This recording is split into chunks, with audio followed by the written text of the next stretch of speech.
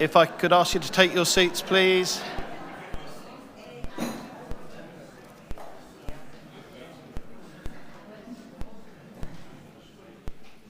Good evening, councillors, officers, members of the public, and those that are joining us via the webcast this evening.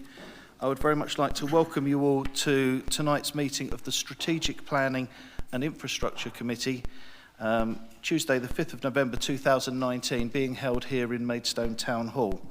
And I will reiterate, it's lovely to see actually so many of the public with us. Sometimes it's very lonely sat in here, just the 9 of us thinking about things, and it is really good to remind us that actually we're representing all of Maidstone. Housekeeping first, if I may. Following the very successful fire drill a couple of weeks back, I am assured there are certainly none planned this evening. So should we hear such a thing, please follow the instructions of the gentleman who is sat to my right. He will indicate the safe route to exit. I'd like to remind you all that tonight's meeting is actually being webcast, broadcast live, and will be available for playback. But I'd like to ask if anybody else is intending on recording. I see one indication to my left. And I'm simply asking so that others in the room will be aware that may be the case, not to prevent you. And please, the usual courtesies with mobile devices, laptops and the like, all on silent, if you would be so kind.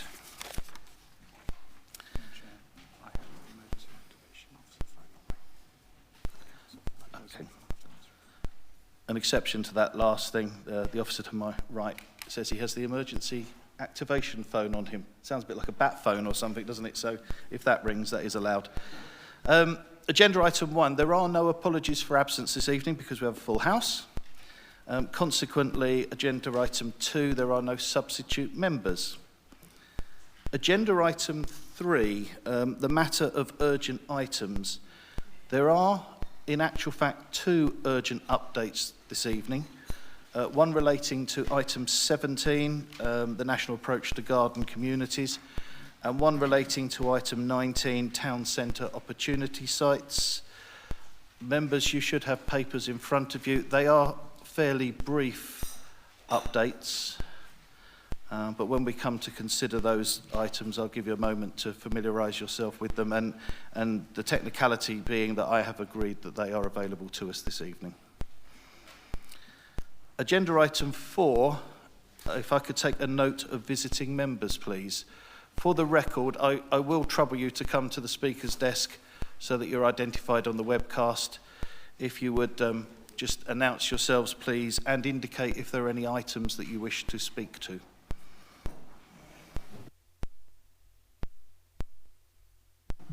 Councillor Paul Harper here to speak on agenda item 19, the town centre opportunity sites.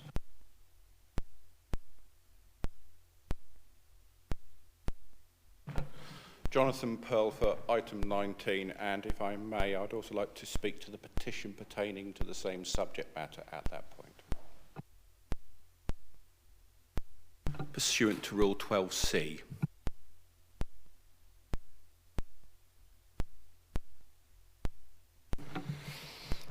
Good evening. Councillor Ashley commence. Items 17, 19, possibly.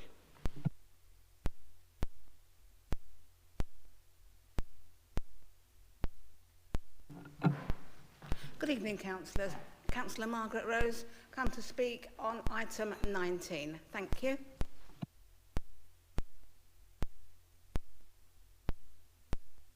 Good evening, members. Councillor Atkinson, item 19. Good evening, everybody.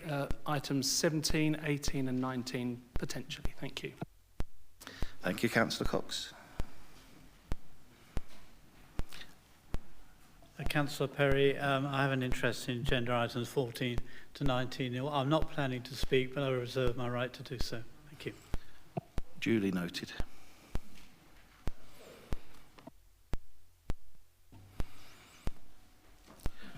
I know what you're going to say, Councillor English. You're going to say you have to actually confirm you're speaking. So the way I record that is it's confirmed that Councillor Perry will speak on all of those items, though I suspect he may withdraw at the last moment. Quite. You have to put it that way. Agenda item 5, disclosures by members and officers. Are there any disclosures, please? No one indicating, therefore none noted. Agenda item 6 may be a little different. Please can I take a note of disclosures of lobbying, please?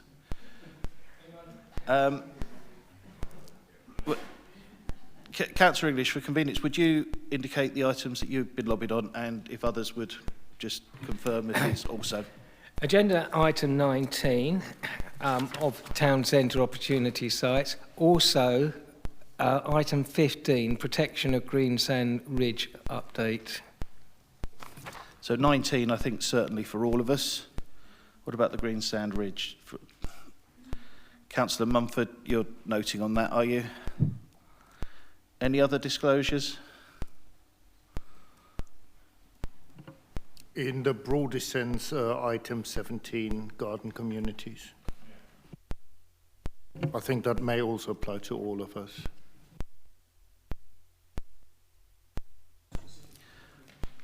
For safety, I think we note that for all of us. No. Okay. Just those indicating them. So please indicate if you've lobbied on that item. 2, 3, 4, and I think I have as well. No further mentions of lobbying. Agenda item 7. There are no yellow papers tonight, so I move that all items of the agenda will be in public. Is that agreed, members? Thank you. Agenda item 8. You'll find this at page 1. Minutes of the meeting held on the 10th of September 2019. Circulated with the agenda papers. I'm sure you've all had a chance to glance over those. Any matters of accuracy, or may I take those as a true copy? Agreed? Thank you. Agenda item 9. This is presentation of petitions. I've been advised that we are to be presented with a petition this evening, and that is presented by, I believe it is Mrs. Ducker. If you would be kind enough to come to the speakers' table.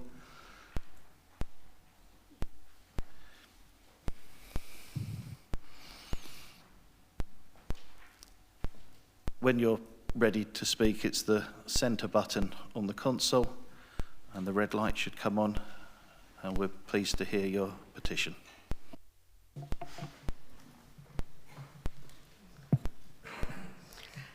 Good evening. I'm speaking as a member of the group Think Before You Build, who handed in a petition with some 5,400 signatures.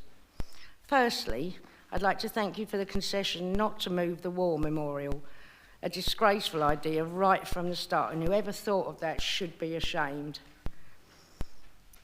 However, the concession to now only build a 10-storey block of flats instead of a 14 to 15-storey is not so pleasing. I do wonder if the only reason for that was because you found out we don't actually have a fire engine pump ladder that reaches that high in Kent. Sorry, a bit nervous. I would like to point out that any building on the Broadway would mean the loss of several businesses, most importantly Lidl. That's the only local shop that's a value supermarket on that side of the river. Hundreds of people who signed our petition were totally shocked that you were even thinking about moving that or getting rid of it altogether.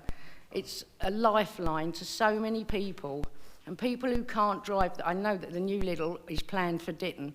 People who can't drive or on benefits and can't afford bus fares will have nowhere to shop on that side of the river. And given that you propose to build another block of flats on that site, where will these people shop?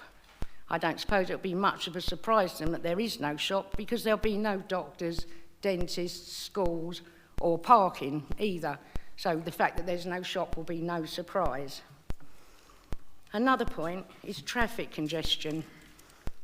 on an average evening, to travel 1 mile from Knight Rider Street to Tunbridge Road is 3/4 of an hour. That is ridiculous. You can't keep putting more traffic into the town centre. When I watch out my window at ambulances trying to get through the traffic in rush hour, it is quite honestly heartbreaking. And I think someone is relying on that ambulance and it's going to take forever to get there.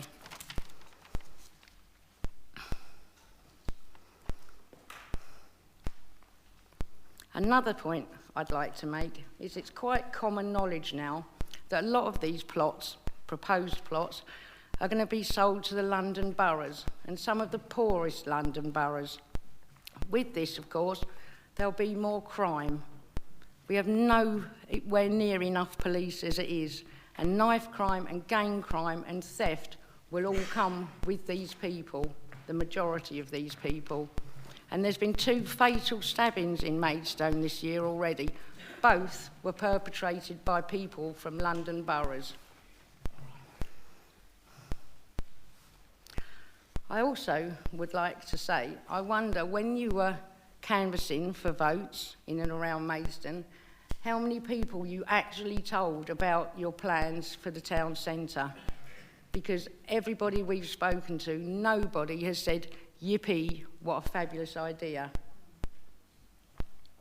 I'm kind of finished now, but I just really want you to think, please think before you build any more in Maidstone.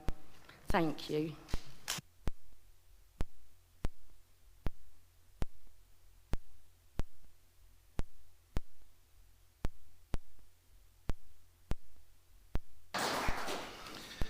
Thank you very much for the presentation of the petition, which I now receive.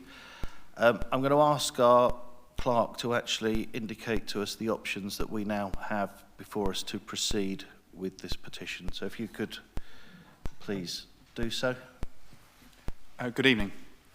Rule 12C states that for committees or subcommittees at the conclusion of the speech of the presenter, the petition will be either referred without further discussion to the next ordinary meeting of the appropriate committee or subcommittee when it will be included in the appropriate officer's report, or considered at the meeting in conjunction with any report that has been placed on the agenda concerning the matter raised in the petition, or considered at the meeting if councillors feel that a report is not necessary.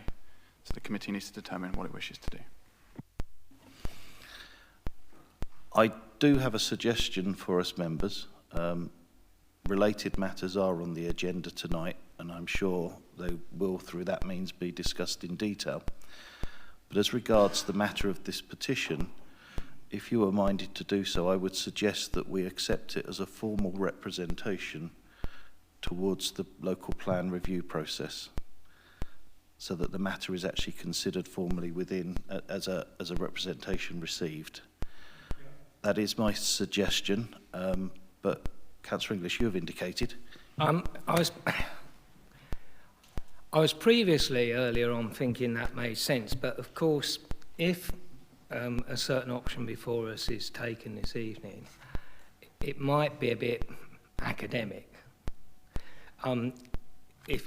Unless we were looking at a change to the policy to actually say that this site should be maintained this is just a hypothetical example, as retail, because if it's just referred as it stands as a petition without a context, and we chose to certain options before us this evening, it's a sort of moot point as to whether that referral has any purpose. So I think I'm not against doing that, but I think that we would have to need to further consider what parameters surrounded that, because I think it would be important to actually that referral to be about something rather than just as a statement, and we would need to look at the maintenance of a retail policy on that site in conjunction with this, potentially, just saying that. So I believe that the residents would be best served by the petition being accepted as a formal response to the review process, because it will be further considered at a later stage, irrespective of a conclusion that we may or may not arrive I just think this evening. so there's two bites of the cherry for the purposes of I'm just thinking Councillor English, when I finish, you may respond. Thank you. But I think there's two bites of the cherry. It will have consideration directly or indirectly tonight, but would be further lodged into the process as well. So, Councillor English, you want a final word? And Sorry, then we'll ask the... I would just like to add some sort of sentence within the content, referencing the desire of the public for the retention of the retail unit on that site in the actual recommendation. It's in the petition, but in the actual reference. The wording, as I've received it, doesn't add that, and I think we would be adding it. Councillor Garton, did you want to offer a view? I think there's some merit in what Councillor English says. Would there be any possibility to defer this decision until we approached and decided on agenda item number 19?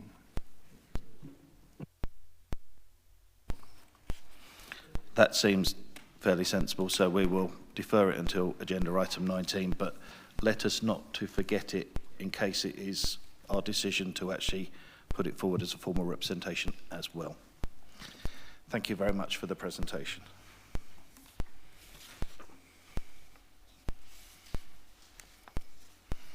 Agenda item 10, we have questions and answers session from members of the public. Now, this evening I believe I've received 8 questions within the allotted time frame for submission. I would like to also advise you that the Constitution allows no more than 30 minutes on this section of the meeting to receive and respond to those questions. It is possibly going to be tight to fit them all in. A recently uncovered rule in the Constitution actually allows political group leaders stroke spokespersons to each individually respond to each question. Historically, we've only actually had the chairman responding, and it has always been my endeavour to give a technical response rather than a political response. But the rule has been uncovered, and group leaders are at liberty to exercise it if they wish.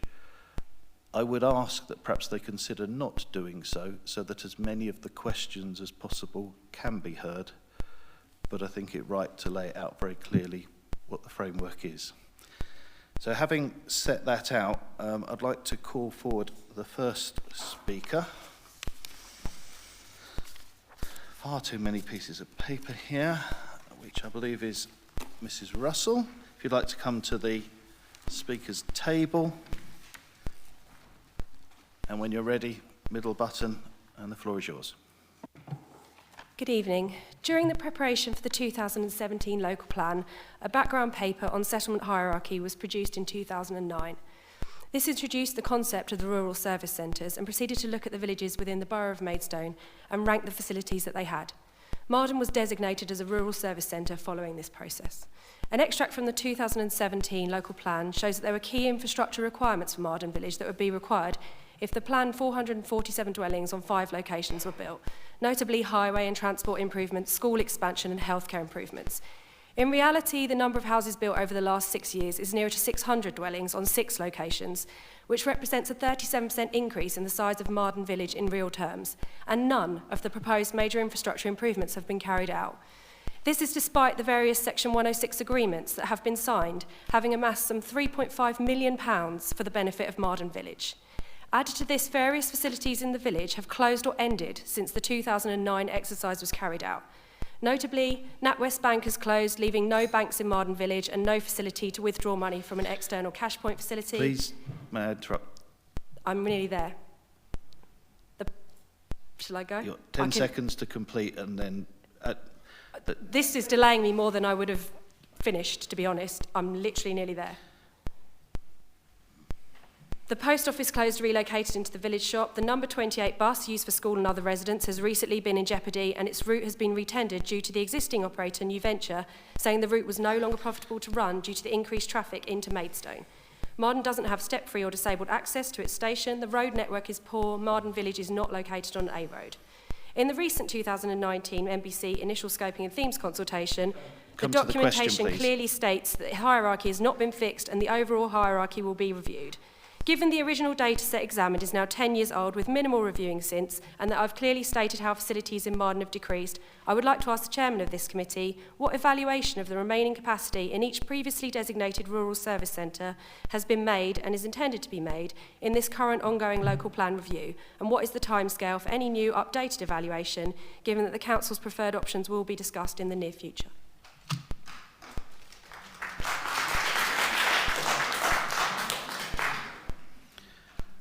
I think it's important that everybody understands why I interrupted the question. The rules are very clear that the question must be submitted in writing in advance. What I received was a single paragraph, so it's not the same as what I received. Ryan edited to me. Our committee clerk has indicated to me that I think there was some correspondence between you during the day in order to make the question as succinct as possible. But that's why I interrupted, because it wasn't what was presented. But to an answer, the settlement hierarchy will be reviewed as part of the work of the local plan review. This will include an up-to-date assessment of villages' existing services and facilities, and so it will pick up on the changes, positive and negative, since the adopted local plan was prepared. In particular, I hope that we will focus upon the capacity of those services as much as they are numerically counted, which I believe was the original foundation of the hierarchy. You are entitled to a supplementary question if you so wish, on the assumption no other group leaders are wanting to. Right. How will this process be made public? My expectation is that the review of the hierarchy will come forward as a report to this committee. I would anticipate that it will probably be in at least 2 stages of scoping the work and then reporting back the findings. That is what I would anticipate, but we will do everything that we can to keep the public fully informed of that process as it evolves.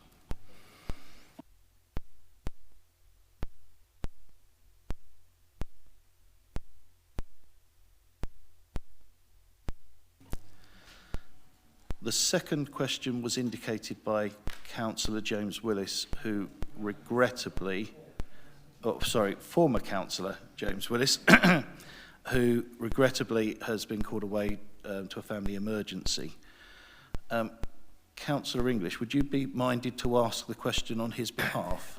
Given it was a grave emergency, his father had a heart attack, I think it's only fair to ask it, if you don't mind. Plans and discussions recently published for town centre sites have caused considerable interest. It seems accepted that one of Maidstone's biggest problems is creaking infrastructure. The expression failing to plan is planning to fail may be appropriate, and I welcome getting the best for our county town. With this in mind, looking more holistically in relation to the Maidstone local plan review, what plans are there for a master plan of the town centre? I think that should be for the town centre area.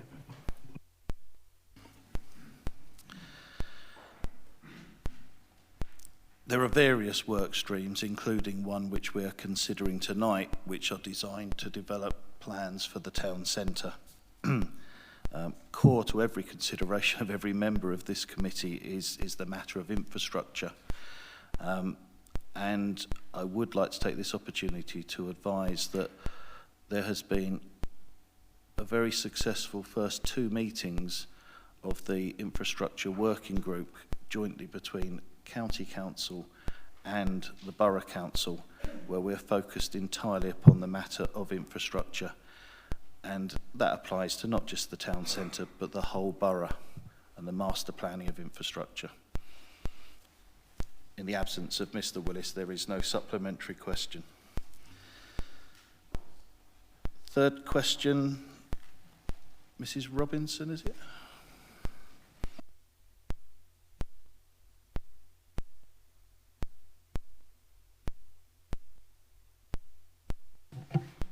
Good evening. Would the committee consider adopting the following recommendations regarding the Maidstone West Broadway Shopping Centre site? First, that the maximum number of units be reduced from 281 to 240 or even fewer. Secondly, the maximum height will not exceed 25 metres, which is the standard height of 8.5 stories, because it is outside of the town centre boundary. Thirdly, all the buildings to have high architectural value. Again, any part of the building over 6 stories must be slender in form to avoid monstrosities. The War Memorial will not be removed, as heard previously. All buildings will be moved further back, away from the gyratory, to provide more space for landscaping and a wider entrance and vista of the River Medway. Finally, to set aside part of the site nearest the gyratory for improved public walkways, cycle lanes and bus lanes. Thank you. Thank you. It would be entirely wrong of me to give an undertaking that binds my colleagues this evening, but I'm sure that they've all heard all of the points that you've raised, and I would be very surprised if they don't give each matter due consideration at the appropriate time of the debate later. Oh.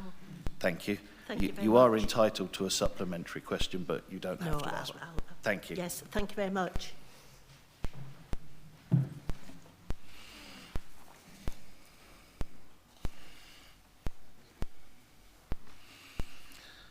The next question, I believe, comes from Mr. Nurden.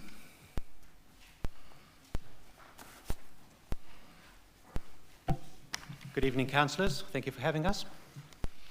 I ask this committee to please, if they could debate and then take a vote by a show of hands on each of the 5 town centre opportunity sites that you're going to be discussing later, rather than considering them as a single item. I ask this as some of the site proposals appear less controversial than others, for example, Len House and the Gala Bingo site, whereas the other sites, like the Maidstone West proposal we've heard a lot about already, are quite contentious. And over 5,000 people we've heard have signed the petition that they strongly dislike those plans. This shows that this item ought to be discussed and voted on separately. And I think the height of the buildings on the Maidstone West and Broadway site ought to be limited to match the surrounding area to a maximum of 7 stories, and the number of units should be reduced as well. So I'd ask that you would consider each of these sites separately and vote on them separately. Thank you all. Thank you. Again, I can't bind the committee to how they may wish to transact this each, but I am minded that it will be taken, as you suggest, as individual items, and each will be subject to a proposer and a seconder, and all of our votes will be recorded by show of hands, as is our normal practice. Any supplementary question? Thank you, nothing more. Thanks.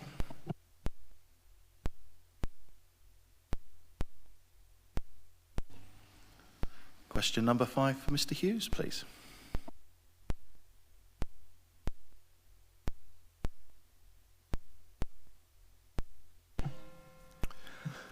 Good evening.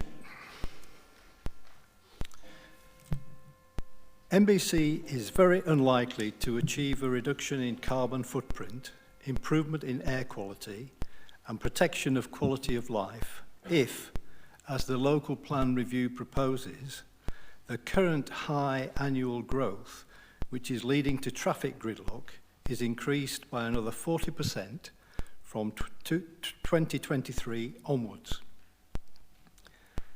Given Maidstone's long-standing traffic problems problems of increasing congestion, delay and air pollution, rather than a 40% increase in housing target in 2023, and then a continuing flat profile after that, would it not be sensible to plan for a series of steps in annual housing target to reflect the rollout of discrete major sites, thereby giving some breathing space to allow a sustainable transport system to be put in place to sustain and support future growth? I think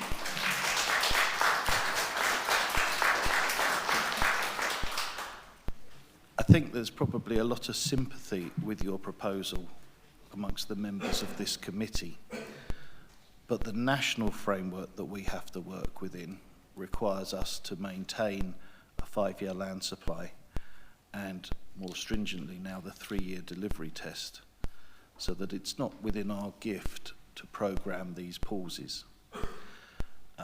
Having said that, I think there's great merit in making further representations to national government to ask them to reconsider some of the scope that they may be able to give us. Do you have a supplementary question? I do, thank you. Yes, thank you for that response. But I do think that, I think it's in the NPPG, and I think it's something like paragraph 34, around there, does allow local planning authorities which are pursuing garden community schemes to, in effect, step the profile of development. And there are other ways which have been suggested, which we have suggested, and which will be raised later, which would allow you to do that. So why not take advantage of that provision in the regulations? I think it's useful that you remind us of that part of the NPPG. We're a long way yet from making any final decisions about what the revised local plan will actually look like, whether it includes significant new settlements or otherwise. But I think we all appreciate you reminding us of that little bit of flexibility. But in the short term, we are fighting the 3-year delivery test and the 5-year land supply. And yes, I think we're very mindful of what you're suggesting.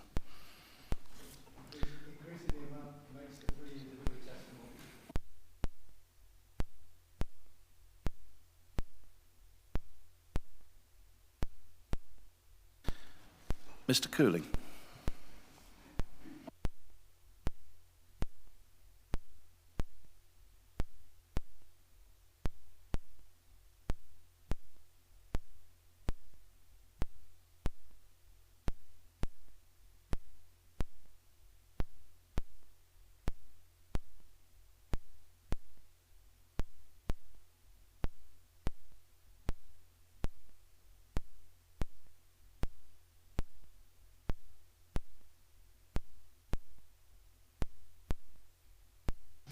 could flexibly trim and shape annual housing growth from 2023 onwards to allow transport and other infrastructure a breathing space to catch up with the very unwelcome impact of past developments on current residents.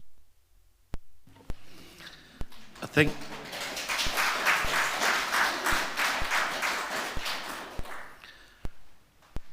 I said I wouldn't give a politician's answer, but I'm going to kind of do that because I think every single politician of every shade would say the same thing. If we could find an easy way of achieving lower numbers in the shorter term and softening it out, every political party would be behind that. It's a popular way forwards. At the moment, from what I have seen, we are not being given the flexibility to do so with the standardised methodology of calculating the housing need, the market uplift, and what I would urge every interested party to do is to put this lobby to national government to actually change the rules to give us more certainty of making it more flexible. So that's kind of a political answer, but I would like to think that we'd all be looking for the same thing. Supplementary question? Yes, I do have one, and thank you very much indeed. I'm sorry, we must disagree as a coordinating team with the belief that one cannot do anything about government diktats.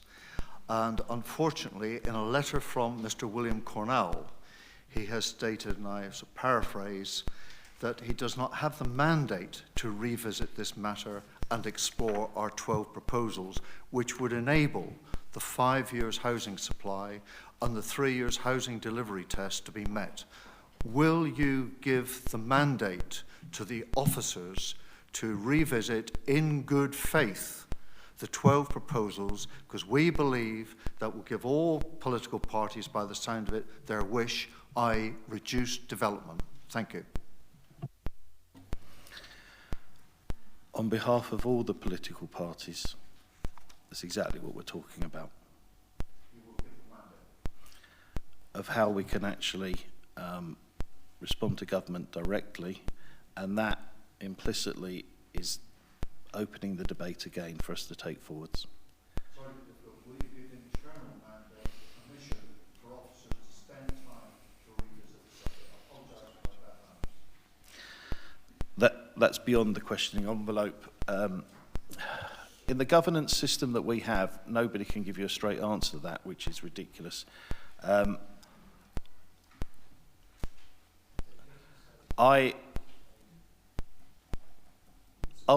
I'll add it to our work programme so that this committee gives consideration to it, so that it can be a formal decision that carries weight with the directors. Much appreciated. Thank you.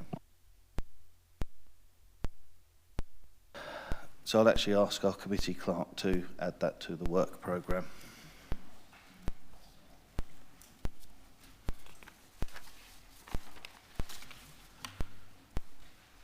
That completed the question session in actually a much... No? A little bit more?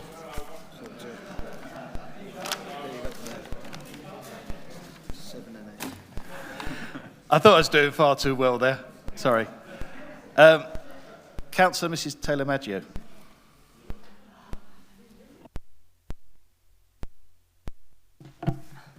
Thank you. Thank you, everybody. Good evening to you all.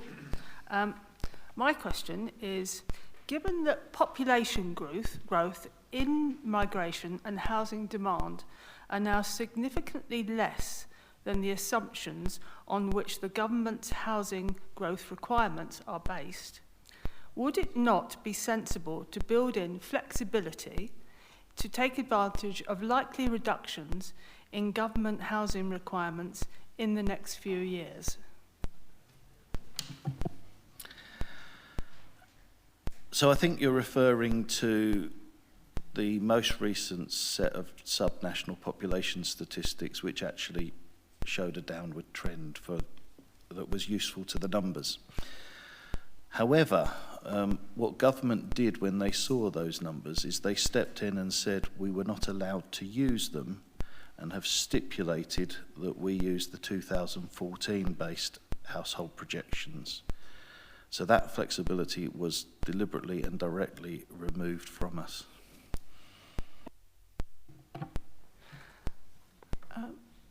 May I have a supplementary? If you have a supplementary, of course.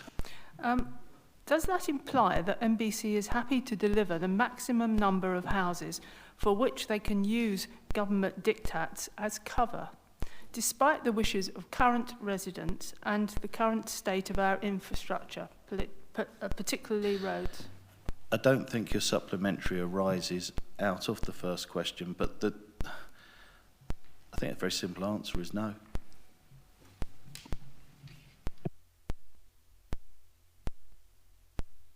Thank you. Thank you. The final question, I believe, is Mr. Horn.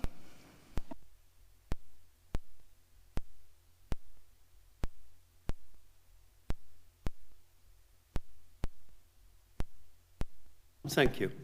Thank you very much.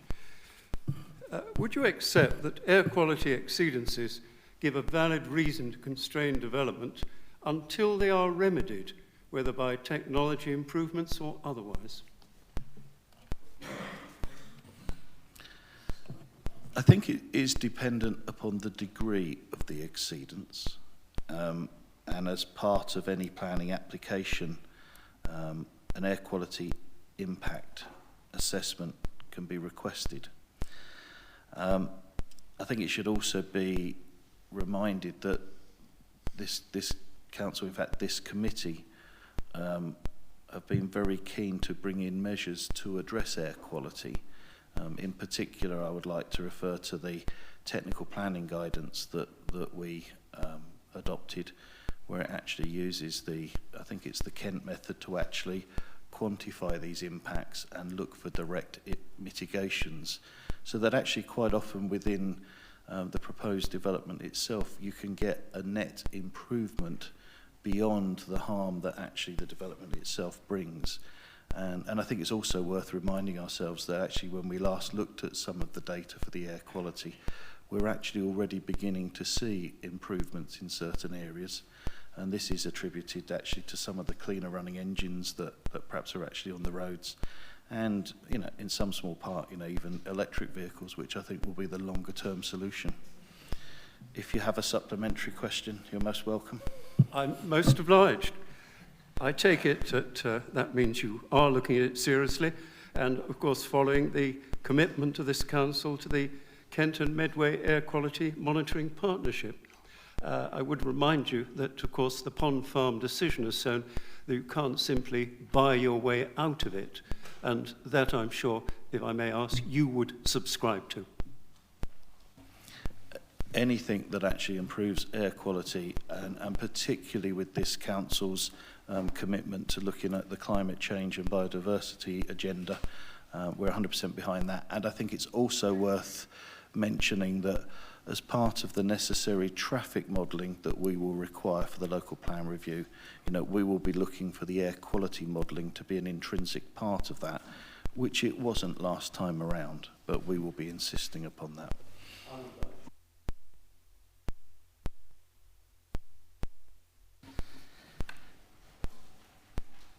You're not going to tell me there's another 2 pages I haven't seen, are you?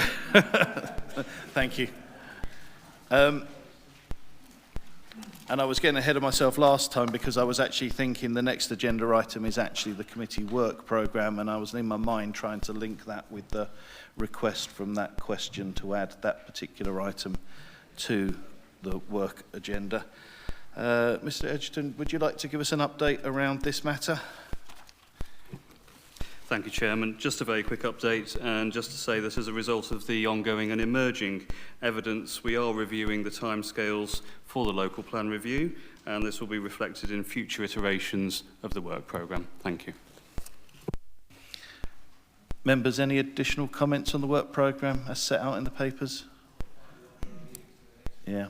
The only thing I think I'd like to say on behalf of all of us, don't let the timetable slip. We cannot afford to be without a local plan and subject to the presumption in favour. So, very direct appeal, don't let the timetable slip. I think members will give you every support to keep it on track, but we cannot afford to get into a position where we don't have a plan that we can use to defend ourselves. Councillor English. On that point, can I take it that this committee and the rest of the council will be resistant to any attempt to replicate the situation we had in planning committee, where we were told we could not make important decisions that we would make in the normal process of events because of a misinterpretation of the PERDA regulations? I think you've made a statement there rather than a question. Well, so PERDA, the aspect of PERDA, I'll defer to the clerk to give us some guidance around. The general matter of members driving the timetable to achieve what we think is going to be the best for the residents of this borough is absolutely our primary reason for being here. The members need to drive the timetable. Of course we respect the professional advice, of course we understand the difficulties, but you know, I think there's 1,000% commitment to make sure the resources are there to do whatever is necessary. The technical matter of Herder. Okay, so it's a restricted publicity period rather than actually being called PERDA nowadays. And the restricted publicity period is called that because you have to restrict what publicity you do, and the council has to restrict what publicity it gives to particular parties or members, so it can't give them a grandstand from which to do things. However, it does not restrict the normal course of business from being conducted. And obviously the normal course of business for this committee is looking at the local plan and reviewing it, and that would seem to be a normal thing. However, obviously with one, I think you've got one scheduled meeting at the moment, depending on how tonight goes, one scheduled meeting before the election, which would fall into that period. So obviously members wouldn't be able to grandstand at that meeting, and there wouldn't be able to be any extra publicity or anything around it. But yeah, normal course of business would be fine. For that confirmation, the reason I asked was some of you will be aware of what was attempted, but not by anyone here, in relation to cancelling planning committee meetings in the run-up to the local elections last year. Okay, that's noted and understood. I think what I'd like to do, if I may, is very, very quickly dispense agenda item 12 because it links to the work programme. And then, as a matter of courtesy to, I believe, probably a good number of those present, I'd like to bring agenda item 19 up the agenda and take that next with the agreement of my colleagues. Is that agreed? Very quickly to dispense with agenda item 12, that's just my very, very concise report. As chairman of this committee, I suffer the joys of sitting on the Quality Bus Partnership. We do look at lots of statistics and reports of performance, but something that has come to my notice through the discussions there is that I don't think, it doesn't seem to me that there's enough dialogue directly with the operators to provide the services or to see how the services can be provided in conjunction with developments that are actually permitted where it was assumed or part of the rationale that they would be so. And I'm actually going to ask for another item to be added to the work agenda, work programme, where we actually take a look at that in a bit more detail. Councillor English. You will recall that this particular issue, not just related to bus operators, was one of the findings of the scrutiny review, and was the specific reason why unanimously that scrutiny review brought up the issue of the public transport users group for precisely the reasons you just said. And that particular item of the report was about the only part of the report that wasn't implemented. I'm not going to say, you know, I told you so, but all I'm going to say is when we discuss this, can we at least look at that again? Sorry, were you talking about the users group there? Yes, because right. The whole point of that was... I'm going to differentiate the two matters completely. No is the answer to your question. I'm not moving that forward as my suggestion to the work programme. You'll be aware through the Joint Transportation Board that this matter was discussed. There seems to be an exemplar example of how that operates at Tunbridge Wells. A number of the members of this council are going to go and observe that and then come back and make a report to see how a transport users group could usefully function here and how it might be resourced, but it's a separate matter. Okay, okay, fine, I'll separate it and ask that, sorry, I know we've gone on, but, and I wasn't going to raise it on the work programme this time, but as it came up, can we have a, can we put that on the work programme, sorry? Yeah, it will in due course come through. Right, let's move on then. So, agenda item 19 is the matter we're going to consider next. It's set out in the pages commencing at 262 to 449. Gives you an idea of the homework we have to do when we sit on this committee, reading. And there is the addition of an urgent update, which I'm sure Mr. Jarman, as he introduces the item to us, will refer to. Members, do you want any additional time to read that urgent update, or are you happy to proceed? Mr. Jarman, the floor is yours. Thank you, Chairman. Good evening. So, when this was last discussed, councillors decided to defer this item on the 10th of September. primarily because councillors wanted more time to consider the information in front of them. And it was decided that councillors, including substitute councillors of this committee, put forward their concerns to me. And I would respond to each one of them with a justification. So hopefully that's what I've done in the report. There's been a number of questions and concerns. I'm not going to go through all the documents page by page. Councillors have had those documents for some time now. But if I just pick on 2 points, one of the questions arose tonight from James Willis. In the Maidstone Riverside draft planning guidelines document, there is a considerable area of land to the west of St. Peter's Street, between St. Peter's Street and the railway line. And in the actual guidelines, it is proposed, they're all indicative documents, illustrative documents, but a school is promoted, I quote, as part of a wider community hub with the potential for, I'm quoting this, a community health facility, convenience stores and community centre. So I know a number of councillors raised the point about infrastructure. We are actually proposing that in the existing document.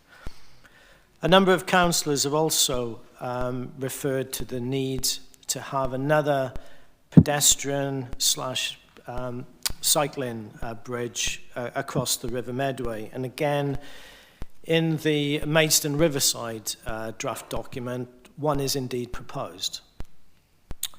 And lastly, I know probably going to be unpopular here again, the proposed planning guidelines for the Broadway shopping centre. On the ground floor, we're proposing a mixture of uses. It's not solely housing, it's retail and leisure as well. So, without further ado, so if I just go briefly over my recommendations, which are split by site, and I'll pick up on the Chairman's point about the urgent update as I go along. So, I'm recommending that the Gala Bingo and Granada House planning guidelines are approved tonight. The same for Len House, and lastly, the same for Moat Road as well. Now, if I could move on now to Maidstone West, specifically the Broadway Shopping Centre, because it's split between the Broadway Shopping Centre and Maidstone West and the B&Q area and the retail units next to B&Q. So I'm recommending that the southeast apartment blocks are moved further back into the site to allow for more space for landscaping, particularly on that southeastern corner. Secondly, an entrance is proposed in the illustrative plans. They're all illustrative. To create a grander entrance in terms of just increasing the width of that entrance to allow a vista of the River Medway, which I think a number of councillors have referred to. And in that entrance, again, it would show landscaping, a sort of communal area of landscaping. Sticking with the Broadway shopping centre, I'm recommending that the maximum height for any element to the redeveloped area would be a maximum of 10 stories, and that should be... Okay. May I ask you to refrain from calling out and to allow the officer to complete his report, please? Thank you, Chairman. And that would be slender in form. This, I emphasise, this is one element. Slender in form and mass and of a high architectural quality. Please understand, members of the public, that you are not to call out and prevent the speaker from completing their task. And as I've recommended, basically the redevelopment getting smaller, through the urgent update report that I've written, I've recommended that, by logic, that the number of homes, which was indicatively indicated as 281, comes down to a maximum of 230. Okay.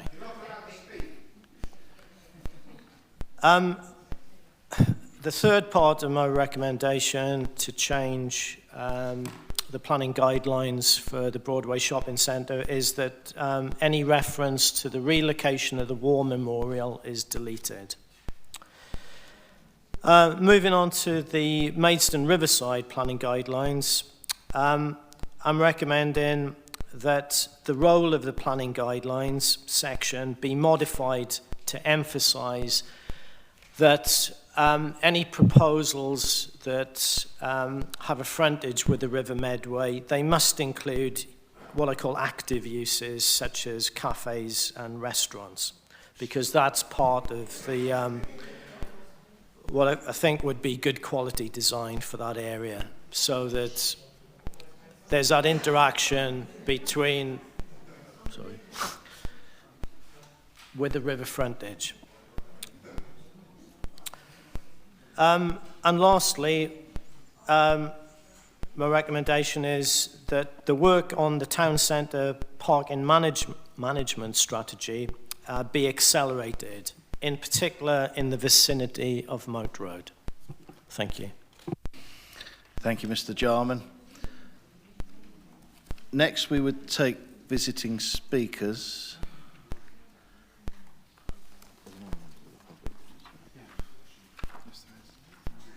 No, sorry, we would take members of the public speaking to the item next. And that, I believe, is Mr. Pullen. If you would come to the speakers table, and then we'll move on to visiting members. The red button in the middle, button in the middle. Do I have to keep it depressed all the time? Or, okay. The prospect of a multi-storey block of flats in such a prominent position on the river is appalling. It will overpower the surroundings completely. Promoting the building of homes on known flood risk areas is totally irresponsible by NBC. I'm old enough to remember the floods of '68 and later when the raised walkways were built with duckballs over the old river. The floods were so bad, including flooding up St Peter Street past the old brewery where Lidl now stands. The proposed monstrosity would also be right opposite the former Church of St Peter, which dates back to the 13th century, one of the oldest buildings in Maidstone, Grade 2 listed, and as such, the council must ensure any development nearby is not detrimental to the environment around the church. Surely that must mean not being overshadowed by a tower block of flats, be it 10 stories or 14 stories or however many stories you like, it's going to overshadow it. On a broader issue, there is just so much development around Maidstone Borough all at once, it seems like it's got out of control. It will certainly change and is changing the face of Maidstone and its surroundings forever. It feels like you're all pouring a gallon of concrete into a pint pot. Somebody stopped to sign a petition remarked on how Kent's the Garden of England and Maidstone's becoming its concrete patio fast. There really needs to be a moratorium on any more development, or rather the granting of any more major planning applications for housing until a full impact assessment has been done on the effect the massive number of new homes already built throughout the borough in the last 5 years has had on current infrastructure and services, especially the roads. NBC also needs to review whether the creation of jobs in Maidstone has matched the increase in housing, or is Maidstone just to become a dormitory town for London without adequate parking at local stations. The effects of developments on this scale in town centre and around the borough are huge. GPs are under severe pressure. I personally visited the Vine practice on the Tunbridge Road, which has 14,000 patients already and its lists are closed. Bow Mount has 12,000, and they're restricting further intake. Dental practices are under pressure, school places. There'd be no supermarket in the area should this development go ahead as proposed. Pollution levels are rising all the time. I've heard what has been said, but I think it's common knowledge that Upper Stone Street is one of the most polluted streets in the country. The effects on physical, psychological and mental health, I've worked in mental health, so I've seen at first hand some of the effects this has happened. Stress levels on the roads, road rage is on the increase, people are getting trapped in yellow boxes, getting irate with each other. This is causing real issues day in, day out, which I don't know if you guys are out there driving around the streets of Maidstone and seeing it firsthand. I do, and I'm sure people behind me do too. One final point I'd like to make. I'm deeply concerned about NBC acting as main developer for so many of the current development schemes, including the Broadway Riverside development. I do not understand how the council can act as both poacher and gamekeeper and protect the interests of council taxpayers and the environment at the same time, the environment we live in. It seems to be giving itself an extraordinary powers, or a blank cheque, to develop wherever it likes unchallenged. We must have more transparency about the total financial risks NBC is committing council taxpayers to by taking on main developer status. NBC claimed the secrecy was justified over their Lenham Heath negotiations on economic grounds, but that's exactly the sort of dilemma posed by the conflict of interest, since disclosure of what they were up to might have developed prejudice their potential profits as developer. Your 3 minutes has gone, so are you nearly finished? Just one final point. The population of the town is growing at an unsustainable rate and cannot continue. Maidstone is becoming an urban wasteland before our very eyes. This is our home that's being destroyed. And many of us now are fed up with it. We've had enough. Ladies and gentlemen, thank you for listening to me.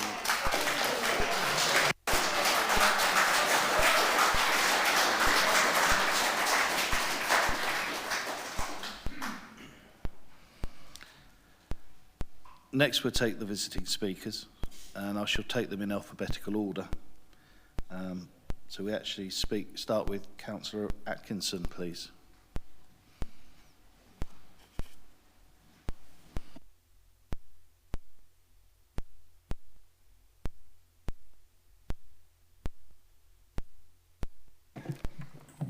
Thank you, Mr. Chairman.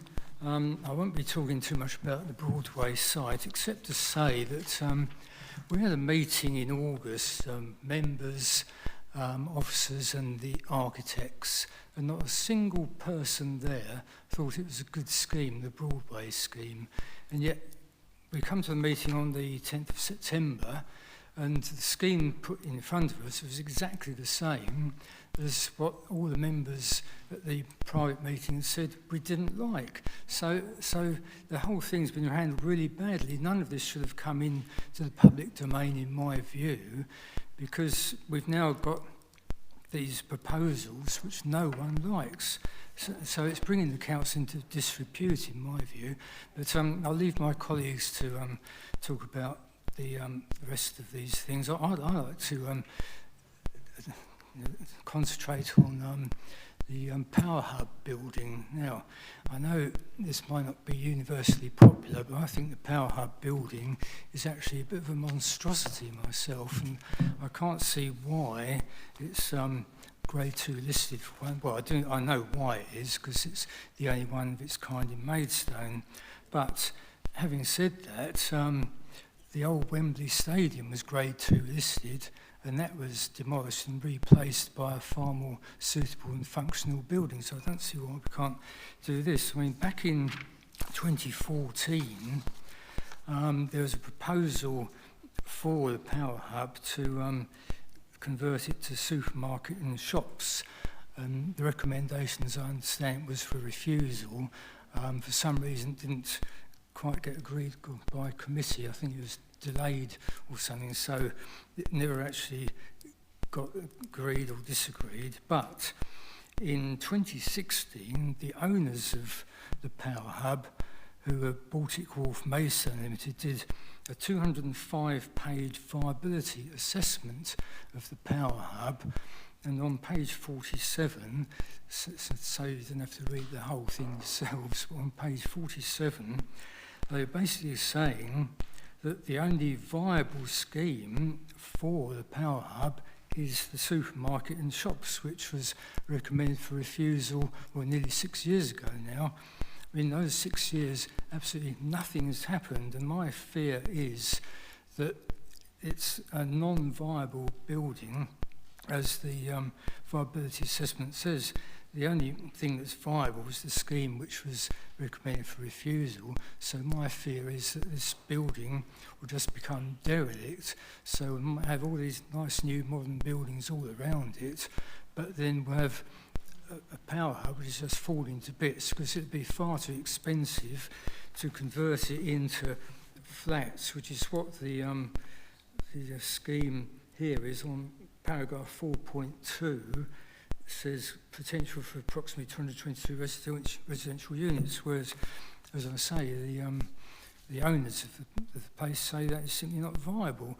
So I really think, like with the Wembley Stadium, we should seriously consider actually replacing this building with something far more suitable and more suitable for modern requirements. So that's all I'm going to say, because I know my colleagues are going to talk more specifically about the Broadway site itself. So thank you very much. Thank you, Councillor. By the alphabet, it's Councillor Cox next.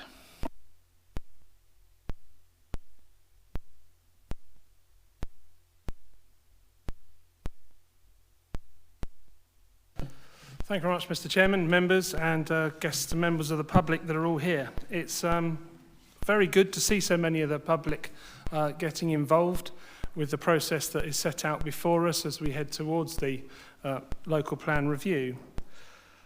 I think, as the leader of the council, I see an awful lot of the social media, an awful lot of the media that are reporting on this document, the call for sites, and everything else that we are in the process, and it is a process, of going through to get to 2022-23, when we will then be looking, hopefully, at an accepted review of our local plan.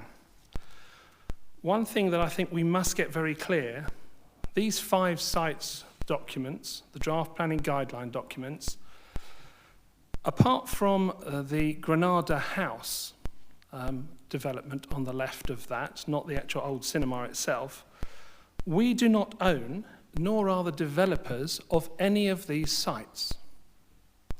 We will not gain anything from this document that you are looking at tonight.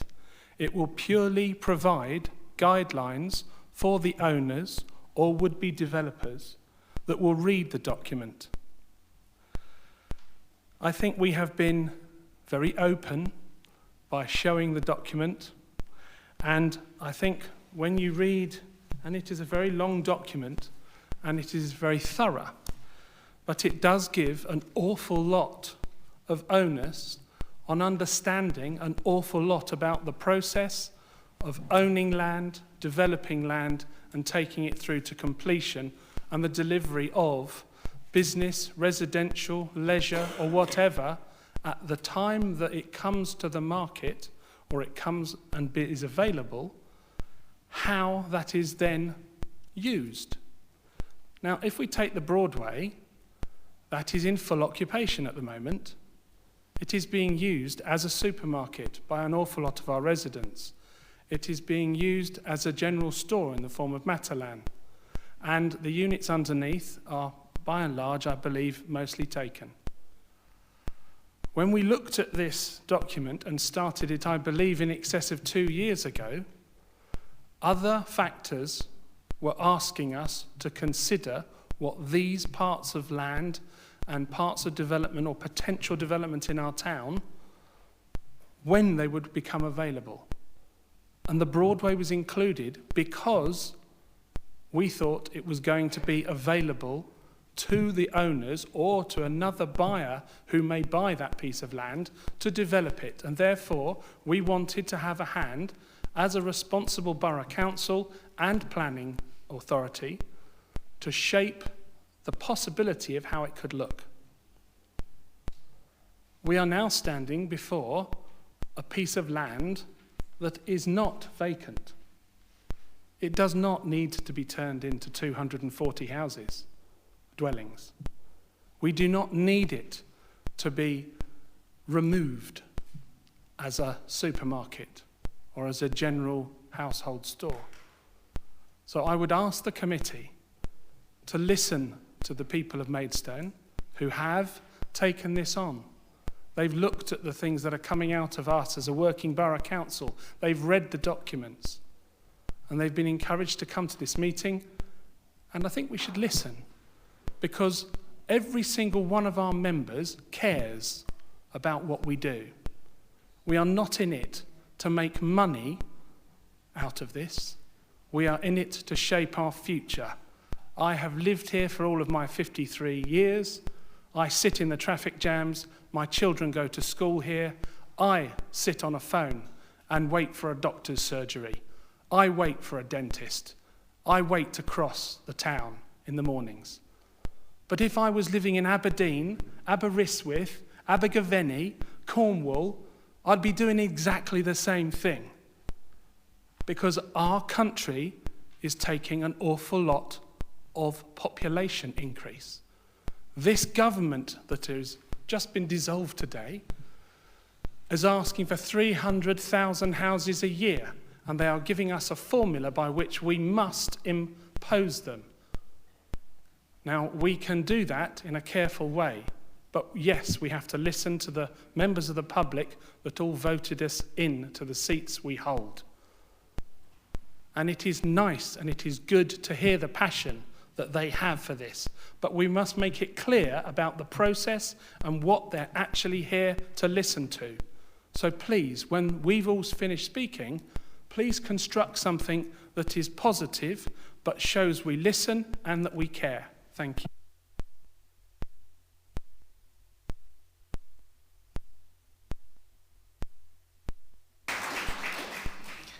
Councillor Harper.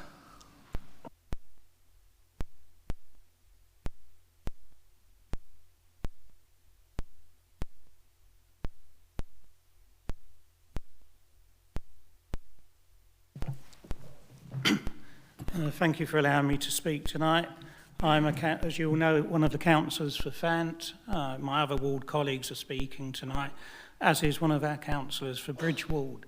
I only mention that because obviously we are the councillors in the area where the Maidstone Riverside and Maidstone West developments are taking part. So I would ask you to give serious consideration to us as local ward councillors. One of the things we need to do in whatever decisions you make tonight is to assure that we don't repeat the mistakes made in Maidstone, which littlest town. One of the most classic ones associated with these areas is the travel lodge or the bog rolls on the bridge. We need to make sure we need to make sure that any future developments in West Maidstone are in keeping with the history of the town and with the current townscape. I think one of the things, the height of buildings has been referred to. If we look at the buildings around there, they are typically of between 4 and 7 stories in height. I note that you've reduced it down, or you're suggesting going down from 14 to 10 stories, but 10 stories is well out of keeping with that area of Maidstone. And I would urge the committee to look at a height limit of 6 to 7 stories of any development there, which would be in keeping with some of the neighbouring buildings. And whilst that might mean you have to reduce the number of housing units you can put there, I don't necessarily think that's a problem. We want quality housing. One of the things we only had last week, and I think is quite poignant for tonight, was the Grenfell report and into some of the issues associated with the disaster in Grenfell a couple of years ago. We need to ensure that any buildings we do in Maidstone pick up on those lessons, so that we do have lifts in the buildings, we do have sprinklers, we do have safe ways in and out, because I notice that there's various applications to the council come through which don't have those types of things included. And as I say, it's only a week since that report was published, so I do suggest that we really consider all of that. Car parking is a big issue. For residents, we all, living in West Maidstone, it's getting chronically worse and worse, almost by the day. And, any more housing put in has to have adequate parking. It might be fairly centrally located, but we live in Maidstone, a town. We do not live in London. I'm from London, and even in London, people have cars, so let alone if you live in Maidstone. And so we need to build in sufficient car parking. And Lidl's is a really, as you've heard tonight, is a major issue. It's a big supermarket for people from West Maidstone who actually can walk there. If we lost Lidl's and we had to drive our cars to shops, we would be incurring more traffic congestion and more pollution. People in this, we've heard about Stone Street, walk down London Road or Tunbridge Road, the air quality there is atrocious. I moved to this town 11 years ago and I had asthma when I lived in London, but I've noticed that the air quality here is worse than when you live in fairly, very urban parts of London, and that's a disgrace for a town where we are. We need family housing. We seem to be rushing on all these sites for apartments. Let's build, 2-bedroom apartments here, there, and everywhere. Where are families going to live? We want to make this a vibrant town. So I would say and urge that we actually look at some family housing on the Maidstone Riverside and the so-called Maidstone West sites. We also need, as was mentioned earlier by the gentleman who spoke, GP surgeries. Anyone who uses Levine, and I'm a client, I'm registered there. Today, I went to try to get an appointment, for instance. It's a fortnight away or more. What's that? The health service in this area is under massive pressure. And so we need to do something about that. The primary schools, you look at St Michael's and the other local schools, they can't take any more kids. They're just at their limit. So if we're going to have all this extra housing, we need more schools and leisure facilities and so on. But what we don't want is a repeat of what's going on down the river at Springfield, where you've got that 18-storey building you can see for miles around. We want stuff in our part of town which is in keeping with that side of the town. And one of the things I'd also urge is we actually have some proper public consultation. At the last council meeting here, at the last council meeting, I urged the leader of the council to embark on a public meeting. With my ward colleagues, we held one on the local plan recently, and obviously this issue came up. And it is our intention to actually try to engage with the residents in a proper way. And I would suggest your best solution tonight, after listening to people, is perhaps to defer the Riverside and Maidstone West site and actually embark on a public consultation view with local residents in those areas so that you can actually listen to what people who live there want, what their needs are, and how they think new people joining their communities could live in decent accommodation. So just please consider those points. Thank you.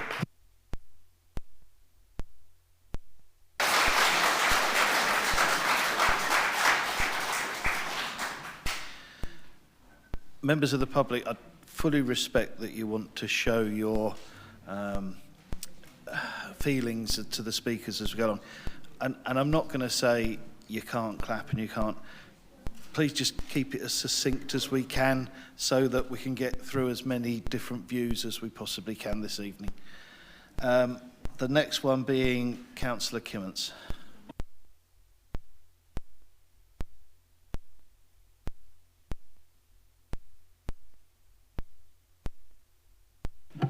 Good evening, members, officers. I didn't come with the intention of speaking tonight, but I've listened to what the public have said, and 100% right. They're the people that put me where I am. So I need to speak up for them. I need to consider what they've said.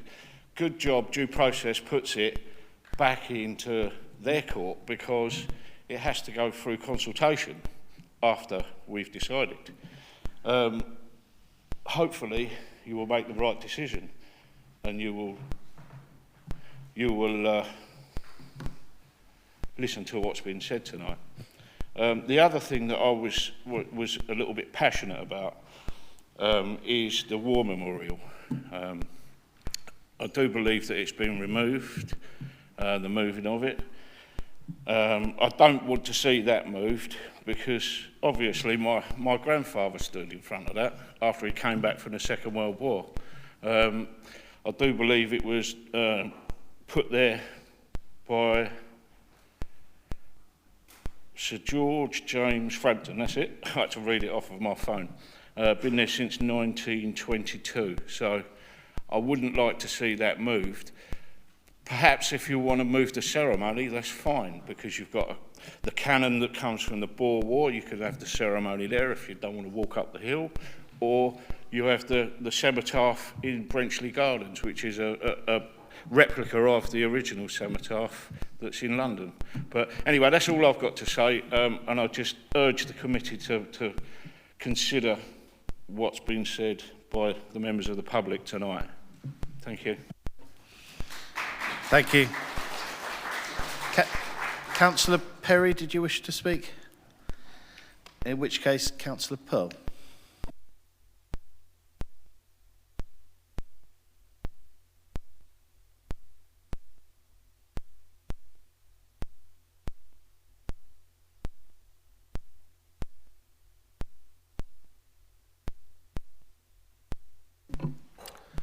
Chairman, members, I want to talk to you tonight about my street and about the Broadway at the end of my street, because whether it's the footbridge we were promised 15 years ago which never materialised, or the proposal for the high-class restaurant with landscaped piazza by the river that ended up morphing into the Travelodge with a snack machine, since I've lived on St Peter's Street, this council's planning decisions have never failed to disappoint. Now, whether you take these comments as speaking to Mrs Ducker's petition or whether you take them as speaking to the planning guidance in front of us, the number of people here tonight speaks volumes as to how residents in my part of town feel about what is going on here. For some people, it's the sort of loss of amenity from taking out a shopping centre and indeed a Lidl that's still widely used. For some people, it's the aesthetics of these things. You know, people often ask me, you know, why is it that so much that gets built in Maidstone looks so awful? For a lot of people, though, it's the traffic, and it's the ever-declining air quality, or it's the squeeze on school places, or the 6 weeks to get a doctor's appointment. And then there's that general feeling that none of this building and development ever seems to benefit the people who already live here. Which brings me to the sort of planning guidance for the Maidstone Riverside part of St Peter's Street. And yes, I'm pleased that the proposed number of flats has been sort of slashed by 300 since last summer. And I'm pleased that the door has been open to the sort of the possibility of other community facilities. But this draft planning guidance is fairly precise about things like the number of dwellings and the mix of flats versus houses. But with respect to Mr Jarman, it's relatively vague about things like the new school and silent on things like road safety. This guidance needs a very firm consolidated statement of the deliverables people should expect on St Peter's Street, because of the old adage that if you don't ask, we're not going to get. St Peter's Street needs a new primary school because Brunswick House is full and cannot be expanded anymore. St Peter's Street needs a new GP surgery because the Bowermount surgery is already full and we lost the Allington Park surgeries last year. Then there's the need for things like money for Watman Park, which seems to have been the poor relation in our town's parks in recent years. But if we are to claim that St Peter's Street is a sustainable location, it needs to be better connected. It needs a pedestrian crossing, for example. It needs a proper pavement so people can get up and down Buckland Hill safely. It needs proper disability-compliant access to Maidstone Barracks Station. And it still needs that footbridge to connect it better to the river and to the town. And members, where there's an opportunity like this to see the reduction in retail traffic over the next 10 years, you'd like to think, well, I'd like to think it would be the object of any form of regeneration that we actually set out to see a net reduction in overall traffic flows. But this document is silent on these things. So if I finally sort of turn to the sort of Broadway shopping centre, I'm pleased we have had some concessions since the last meeting and since the public have got involved. I'm pleased that it's no longer going to be an object of council policy to desecrate our own war memorial. I'm pleased that the proposed height is coming down a bit and even the proposed number of flats is coming down a bit. But what is left in these proposals is still too much, too soon on this site. It's too much because 230 flats on this site is still a density that exceeds the acceptable scale in this council's own Design Management Policy 12. It's too much because 10 stories, as Councillor Harper has already pointed out, is way in excess of anything we have on our side of the river. I'd say that anything more than 5 or 6 stories is out of keeping. But moreover, as I say, it's too soon. It's too soon because this council should not be dangling a massive incentive in front of the owners of this site to try and induce them into closing the shopping centre when it's still widely used. It's too soon because the two councils need to fix the traffic and need to fix the air quality before anything happens. And it's too soon because it's before we even see a proper plan for a school or a surgery down St. Peter Street, let alone shovels in the ground. So I would appeal to you tonight, please, members. Please, let's set a course for delivering proper facilities on St. Peter Street for my residents there. And please, let's throw out this god-awful plan for too much, too soon on the Broadway.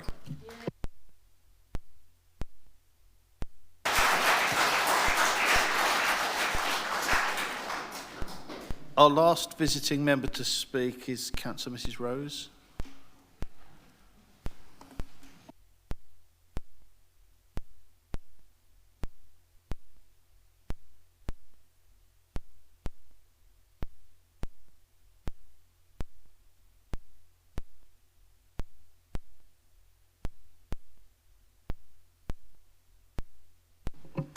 I'd like to thank my fellow councillors and I'd like to support the comments that they have made. I'd also like to say that I do understand that the planning of the local plan is a difficult situation, and I think it's very important that we understand the difficulties that are involved. As so much has been said that I would have said, I will go to my last point, which is I would like consideration given to parking provisions being made, which I think will go towards a peaceful coexistence of residents. If this is not done, I believe problems will occur between residents in the whole of the area. We know very well, in fact, the difficulties of parking, as a lot of other councillors do in their own wards. I would like the committee to understand that I speak from personal experience as a mediator for Maidstone Mediation Scheme. I have facilitated in many parking issues, and I know the feelings that these cases can cause. I also speak personal as a magistrate on the Central Kent bench. I would say that the bench do not want residents up before them because push has come to shove and they are charged with public order offences because of the parking frustrations. We understand that parking, when we first would have a briefing, that parking was not a really strong consideration, and I think that that is very important within the peaceful coexistence of residents in the area. Also, people want to see the improvements in roads, air conditions, quality and other local services before redevelopment is started on the Broadway shopping centre site. It would seem that we do actually seem to have a public meeting this evening. I have called several times, as councillors may know. Within FANT, I organised a public meeting for residents, and I know the absolute passion of the residents that came to the 50-odd that came to the local meeting that I ran. And I know feelings run very high, and I would call again for a public meeting. We have very good briefings for councillors. We're told a great deal of things, and I very, very much wish that residents were able to understand and know about the briefings we have.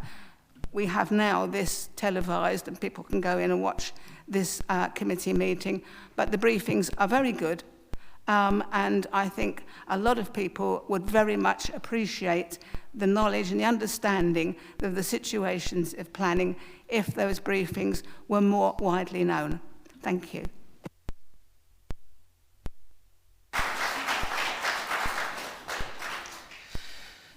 Thank you all for your words. We're into the main part of the debate for the committee now, and I think we need to agree a structure to this. I'm going to suggest that we take each area individually.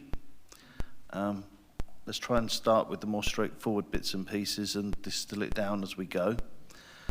May I, as the ward member on the High When I Street? get to you, Councillor English, I'll let you have a speak. Yes, I did see you're indicating. I'm perhaps going to suggest that even the most simplest bit, which is actually recommendation 4, could be something that we could all actually just focus our minds on. That's actually that work on the town centre parking management strategy be accelerated, in particular in the vicinity of Moat Road. As a very simple starter for 10, I'm going to move that from the chair. I think that was an indication to second there, was it, Councillor English? So it is seconded. This is so straightforward, and I'm sure we're in agreement. I don't think we need to discuss this. Right, let's take that to a vote. Those in favour? That's unanimous, carried, and therefore dealt with. If it all went like that, we'd be away. Right.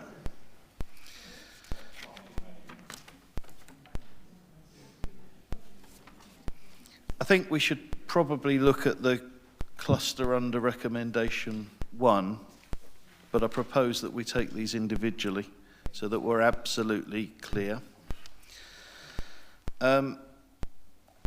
Starting with Gala Bingo Granada House, I'm looking for speakers or movers, please. Councillor English. I would like to move Gala Bingo and Granada House because, frankly, unlike the others, these are relatively non-controversial. Indeed, Granada House has to be done because, well, in some shape or form, because it's a listed building that the council owns, therefore renovation to Granada House is, we have to do it. So I think that's relatively uncontroversial. I'd also like to move, when we get to it, Len House, but I do have something I want to say on Moat Road, just very briefly as the ward member, and I do mean briefly. Everybody will get their chance on every item. I think Councillor Wiggenden was actually looking to second you there. Any further speakers on this? Councillor Mackay.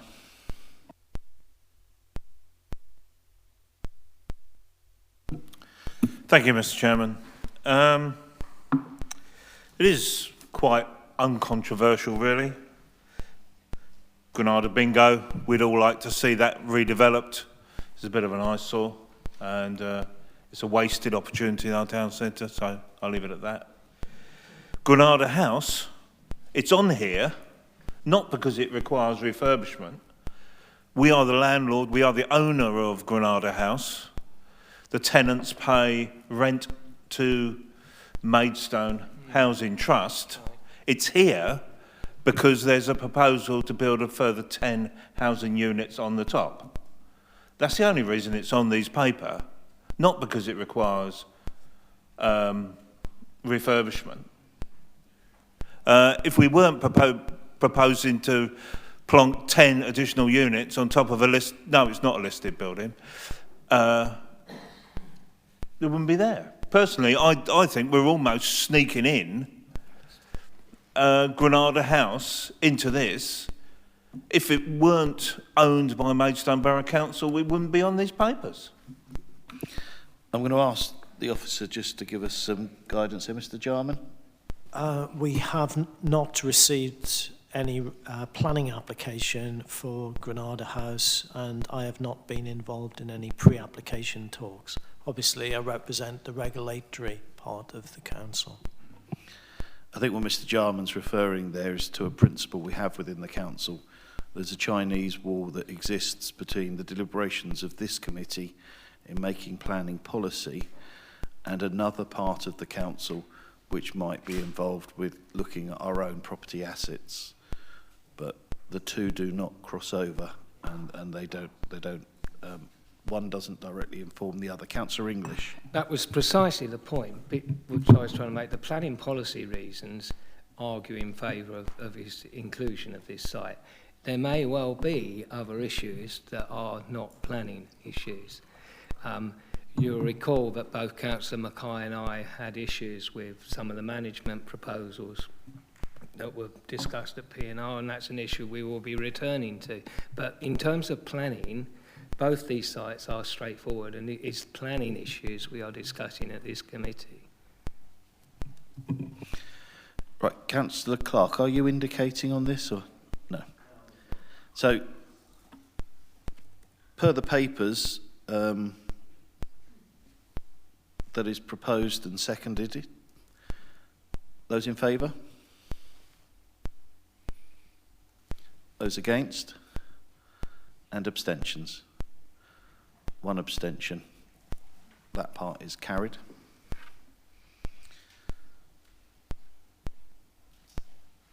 Moving on now, Len House next, I think, would be the one to consider. You're moving, per the papers, on Len House? Yes, Len House. Councillor Clark is seconding. Yeah, Len House is something, I mean, when the planning application comes forward in due course, if it comes forward, or at least when we have an actual allocation policy, there are certain things I think we can do to actually make this even better. But the proposals for Len House are acceptable, and better than acceptable if it came forward in this form, which is an open question because it may not do, but would be an enhancement to the town, unlike some of the other proposals we've seen this evening. So I have no problem with this. Bearing in mind that we have moved the previous recommendation on the parking strategy, which actually has some more radical suggestions than some people may realise. While we're in the non-contentious part of things, I think it's a really good moment to actually really reiterate that what we're actually talking about this evening are very broad guidelines. They're not absolutely prescriptive. You know, any application could come forward, but these are guidelines and they set levels of aspiration. But it isn't like agreeing a planning application. That whole process would have to run separately.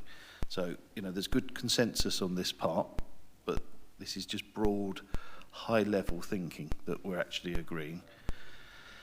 So Councillor English proposed, and Councillor Clark has seconded. Councillor Garton, are you wanting to speak at this moment? Please, Mr. Chairman. As political leaders, we should encourage alternative designs with substantial imaginative architectural and town planning foresight. The proposal for Len House meets this criteria. It is sufficiently robust to give inspiration and vague enough that developers can fly some architectural kites. So therefore, I will support Len House. Councillor Mackay, quick word. Yeah, it is a quick word. I broadly agree with that until I got to the point where it said we're talking about an iconic building, a listed building in a conservation area, and then it said, and we may allow you to build on top of it. You can add an extra floor.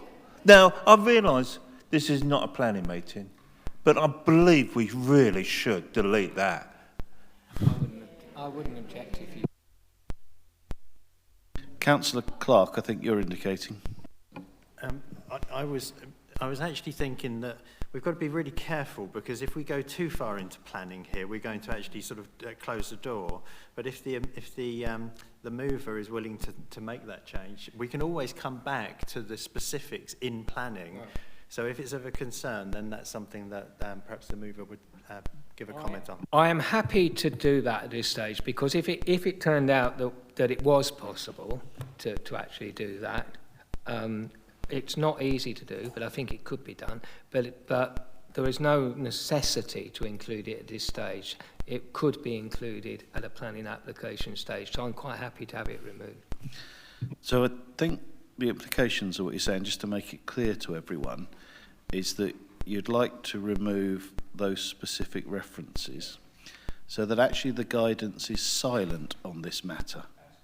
It doesn't prohibit it, it just isn't choosing to talk about it. And in the spirit of, these are very high-level, broad brushstroke guidances. None of this is absolutely prescriptive and determined. You know, that's a different process that runs later. So the mover has conceded that amendment. The seconder is content with it. Does anybody else wish to speak? Nobody else wishes to speak. So we just want to be very clear about the words. Would you like, do you have you captured any words based on that conversation that you can read back, or would you like us to set them out? Is it, as I understood it, I could be wrong, but remove references to an additional floor, and we'll just cut, so any references to additional floor throughout the document to be removed, yeah? So we just add to the end of the recommendation, remove references to an additional floor. I think we are all clear. I'll take that to the Councillor Mackay. The reference, for your information, is page 9, yeah?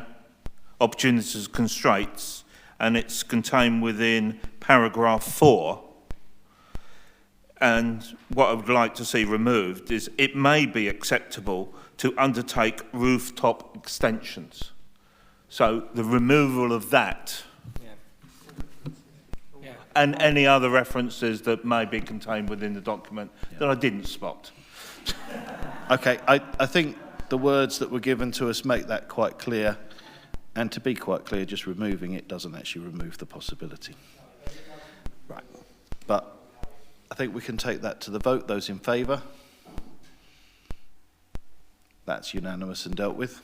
Thank you.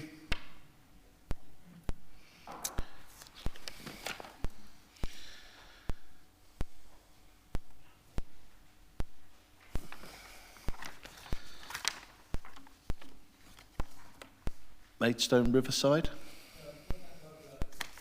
Oh, sorry, apologies. Yeah, Moat Road. Apologies, I'm thinking too far ahead. Councillor English? Right,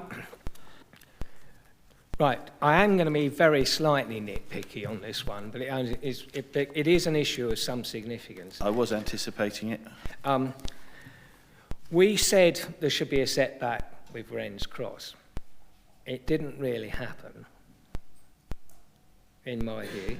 So I think the wording there is wording in the documents talking about a setback and a potential for tree planting to mitigate the landscape impact, and if the right species, small leaf lines, for example, air quality.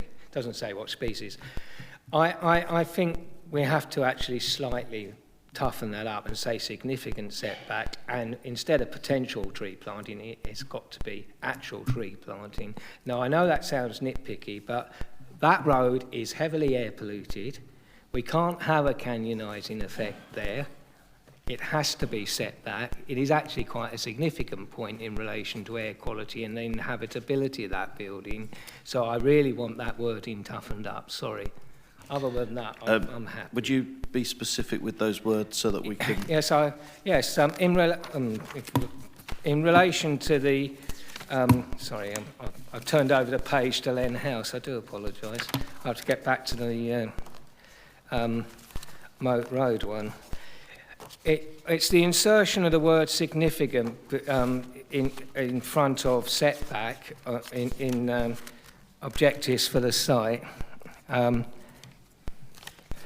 And instead of potential tree planting, I just want the word potential removed and just say, because that just says tree planting, and that means it will. So the Moat Road proposals, as per the papers, with so I have found it now.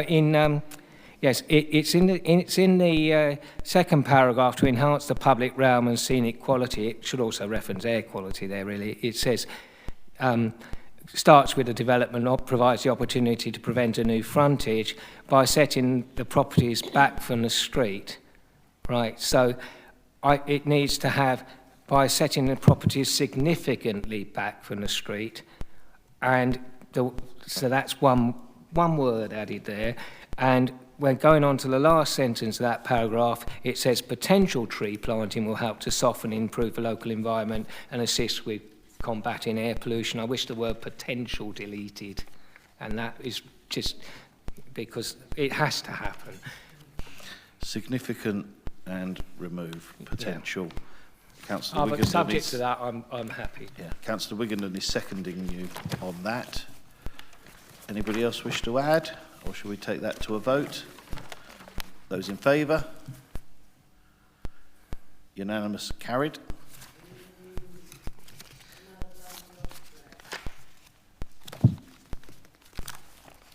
Riverside next. Oh, well.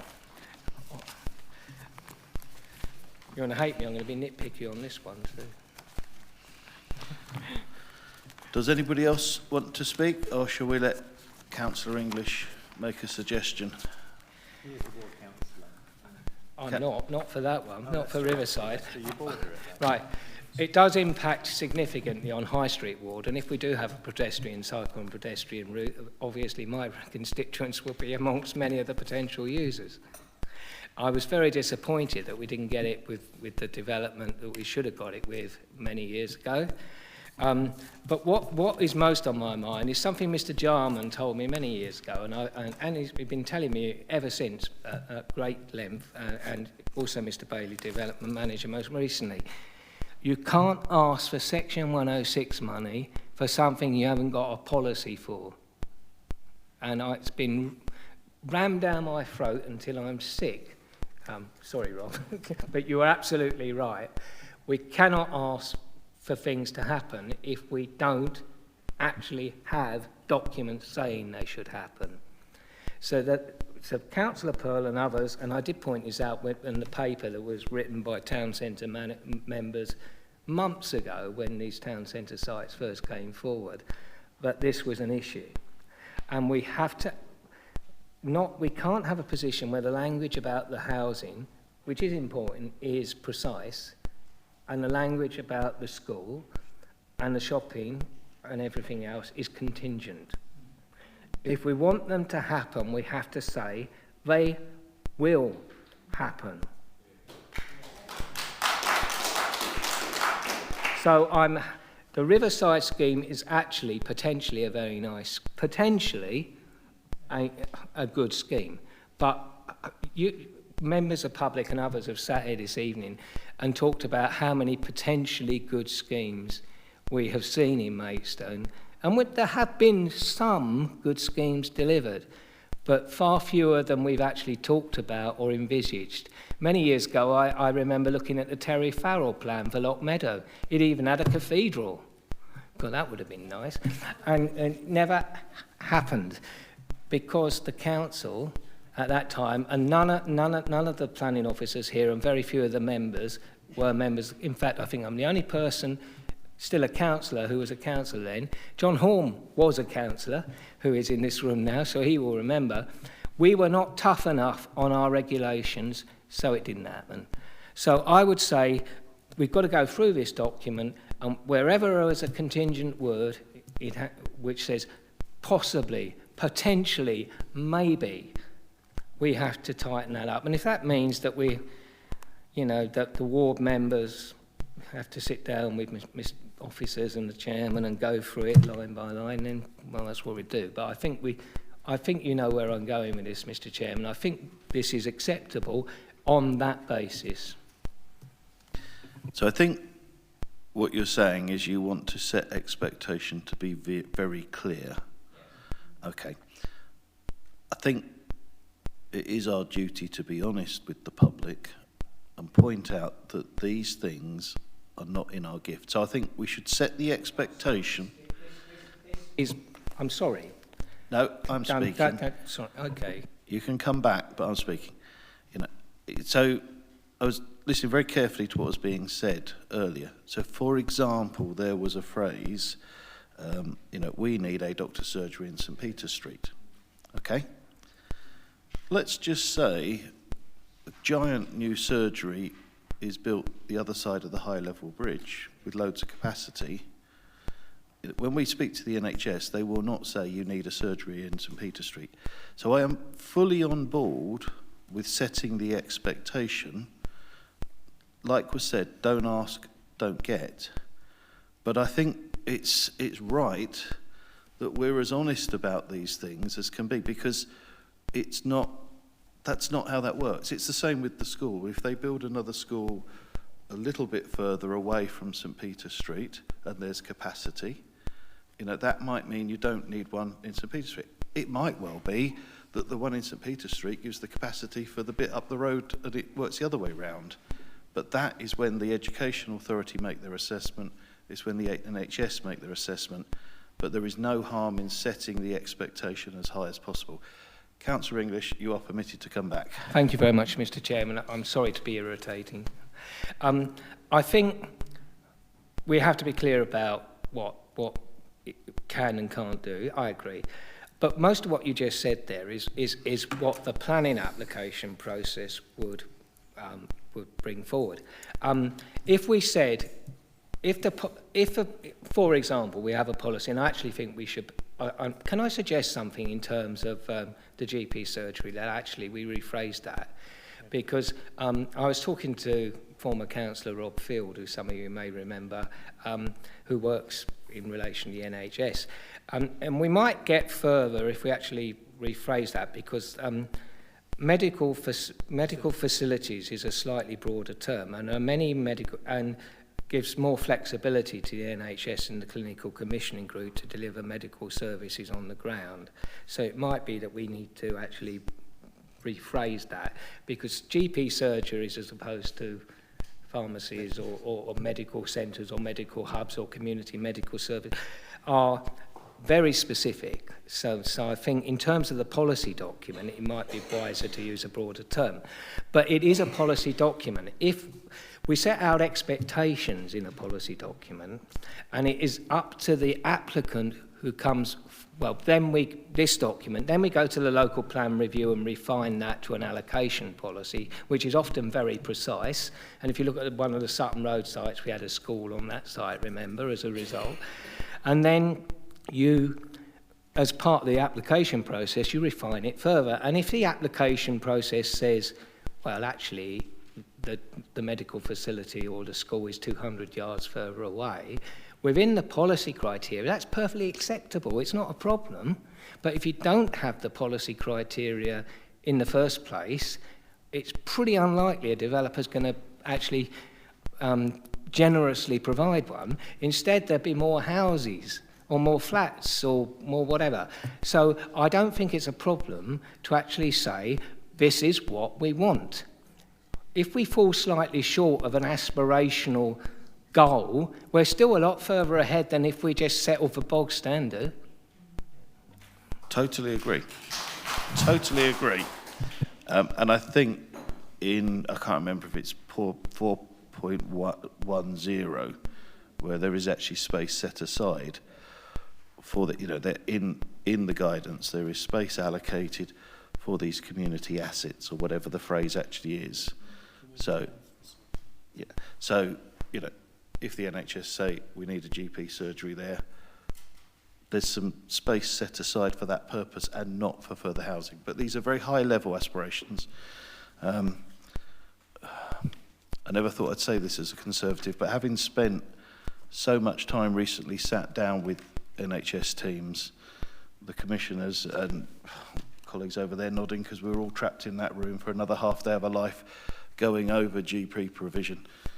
The only solution I can see for GP provision actually is to nationalise it and take it out of the hands of private contractors. That's the only way we'll get delivery, and it's way beyond the pay grade of this council. But let us reassure you that that's what we're fighting for all the time, to get these surgeries actually built. Sorry, off my soapbox, back to the matter in hand. To be clear, what we're actually saying now is... I think it'd be quite difficult to come up with precise wording now, but if this committee were willing to give delegated authority to the head of planning and in consultation with the chairman and vice chairman and the bridge board members to actually come up with a revised wording to reflect the committee's views, I think that might be the most appropriate way forward. Okay, I think we'd be satisfied with that. We could possibly wrap some words around item 3 to make sure that that authority is there. So, subject to enhancing expectation for community assets and facilities, as per the papers you're proposing, and the seconder, I think, was you, Councillor de Wigandin. Councillor Clark, you are indicating, do you want to say anything at this stage? Yeah. I think it's worth mentioning the fact that we're not pushing this through, because I think there's been a little bit of a tempo about how we came to this point. But it was on the 10th of September when myself and Councillor Mumford actually chose to defer to this point in order to make this a better document. And at that time, there wasn't much in the way of public participation in this meeting. So I think this actually has helped us to move on in a more constructive and a better... We're actually getting a better plan because of clearly the recommendations that we made from that committee have been looked at, and this is a better document than it was at the time. I will say that there's sort of a double-edged sword with the Broadway, because I remember when it was originally a Safeways and a do-it-all store, and I remember at that time it was very controversial because street-level shops, I know I used to get parts of my bike along there, street-level shops went away and you almost had to go within the heart of this building, and a lot of people felt that sort of disconnected the connection with the Broadway. You also lost St. Peter Street, so you lost sort of a little buffer area to this gyratory, which I made the suggestion as part of my comments, and I do hope that, obviously this is not a planning application. I think that's one thing we have to keep saying. We are just putting some guidance in place from a strategic level. We will certainly jump on a planning application when it comes in, and we'll look at the nuances and make sure it's correct. And as the area changes, if this goes on for another 5 years with Lidl, then we will have to consider that. We're not putting this in stone. If the area around that site changes, from a planning perspective, we will have to take that into consideration should it come forward in 5 years, 10 years, or whenever it may be. But I do think we need to strengthen our aspiration in terms of schools. My daughter goes to a school very close by to this area, and I travel across St. Peter Street very often. I know the challenges there, and it's not just a case of expanding those schools. We've got some challenges there on site. So I think that the recommendation to strengthen that is a good one. I do hope that we may be able to consider the orientation of the gyratory. I take the officer's point about I'd ask that the orientation of the building be made to be modified to take in the river as almost as a heritage asset. But I do think there's some more opportunities there, specifically with regard to connecting the railway lines and potentially taking away that connection between the bridges and put it alongside the railway line further back. But we can come back to that detail. But I do think that this isn't the start of this. We're coming into this after having had a bit of a go at the document. So what you're saying is, you know, the broad aspirations this sets out currently, there's actually lots of scope to make it even better and better. Yeah, that's what we're saying. Moved, seconded. Councillor Mackay looks like he wants a quick word. So our broad aspirations for this site will go down as over 600 houses and apartments. Yeah, that's broadly speaking what we're saying. We can tinker at the edges. Yeah? All coming onto St Peter Street, directly onto the drainage system. Yeah? Just so we're absolutely clear about what the proposal is to build, because once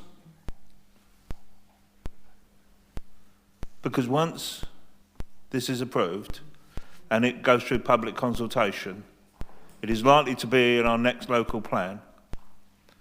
And trying to oppose something that's in a local plan is nigh on impossible. Has reminded me. I'll let you know when I'm indicating for you to speak. So, Councillor Mackay, is that a statement or are you asking to change the motion? I guess I'm making a statement that whatever we decide, that we're doing it eyes wide open. Okay, I just wanted to be clear that you're not actually suggesting we do anything different, you're just making a statement. Councillor English, I think you wanted to say something. I'm terribly sorry, I had forgotten something, and Councillor Mackay has reminded me. I've focused on the community assets. I should have also mentioned that we should be looking at security. I think there's an opportunity here, given that the change in retail footprint is disappearing. A lot of those retail warehouses are going to be going. I think it was mentioned earlier by the Bridgewater member that we should be looking at an overall reduction in traffic movements along St Peter Street. Now that is quite an aspiration, but given the change in retail footprint along there, I think it's something we should actually be looking to achieve. We may or may not achieve it, but it's something we shouldn't lose sight of, because although there may be an increased issue in peak time traffic, and I'm not quite sure how you get around that, but certainly overall traffic levels, I think we should be looking at with these schemes along there and actually trying to drive down the overall traffic movements here. And with the changes in the retail footprint, it's actually achievable. I think I know where you're going, and when speakers were speaking earlier, a note I wrote to myself is that this is not the integrated transport strategy. And I think that's where we make policy to achieve those ends. So, you know, broad aspiration, you know, to optimise and reduce traffic movements in St Peter Street, but the devil of the detail of that is in integrated transport strategy. Well, I agree that all the detail would be in that, but I think a sentence saying that's the overall aspiration would not go amiss. A high-level aspiration can only be a good thing. So, yes, included and to be dealt with in that delegated fine-tuning. Moved, seconded, in favour? Okay, was there anybody against? No, it was unanimous. Or any abstention? 2 abstentions. Right, the clerk was actually whispering in my ear, can I be really clear of what the wording actually is? And I think it was, and I'll take the vote again in case there's any uncertainty, that it's... Have you got words you want to read back, Mr O'Connor? Yeah, do that. That the document be approved subject to the removal of contingent words in relation to infrastructure and public facilities throughout, and including a high-level aspiration for a reduction in overall traffic movements along St Peter Street, with delegated authority being given to the Head of Planning Development in consultation with the Chairman and Vice Chairman and Bridge Ward members to agree the final form of wording for the document. That's how I understood it. Right, so for clarity, those in favour? Those against? Abstentions? 2 abstentions, but carried. Right, now this now takes us to Broadway.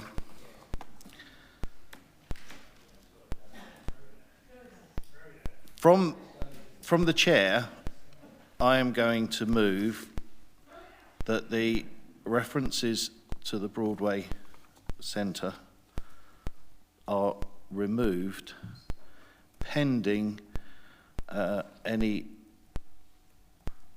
ending of its current usage. If, for any reason, it becomes an empty building, we'll have to look at it again. But for the time being, it's in use and therefore should be removed from this guidance. Chairman, I can't accept the wording.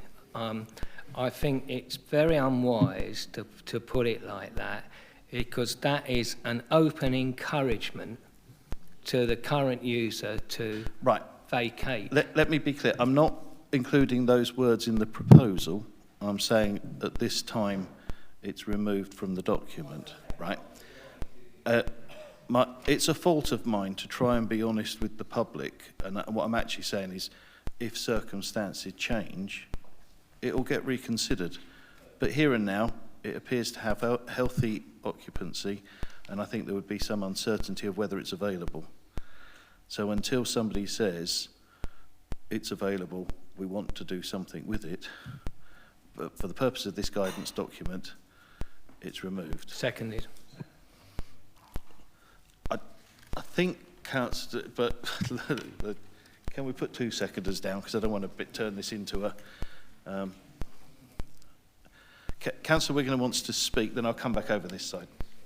I mean, I think largely we've all been on the same page as this. When this came up before, everyone was pretty unhappy with it. I mean, we've had a number of comments and we've had responses from officers on this, and I'm no happier with it. I know everyone I've spoken to is no happier with it. Clearly, the full meeting room means that everybody else so far we've heard from is no happier with it. So my position is we remove this document entirely. Part of this is we're also reaffirming that the relocation of the War Memorial is deleted, is also part of this. May I on that, Mr. Chairman, I think there was a mistake somehow that crept into the report, because the only thing that had ever been discussed within the council have actually been the relocation of the ceremony. And I believe that the inclusion of the War Memorial should never have happened. It was simply an error. However, I think we're all agreed, however it got in there, that it shouldn't have been in there and it should be removed. Leaving aside the issue of commemoration of the dead, there isn't much... It's a bit, literally, it's not a very large open space, but literally only open space for quite some distance at the moment. Hopefully we can get some more in the Riverside development. But the removal of this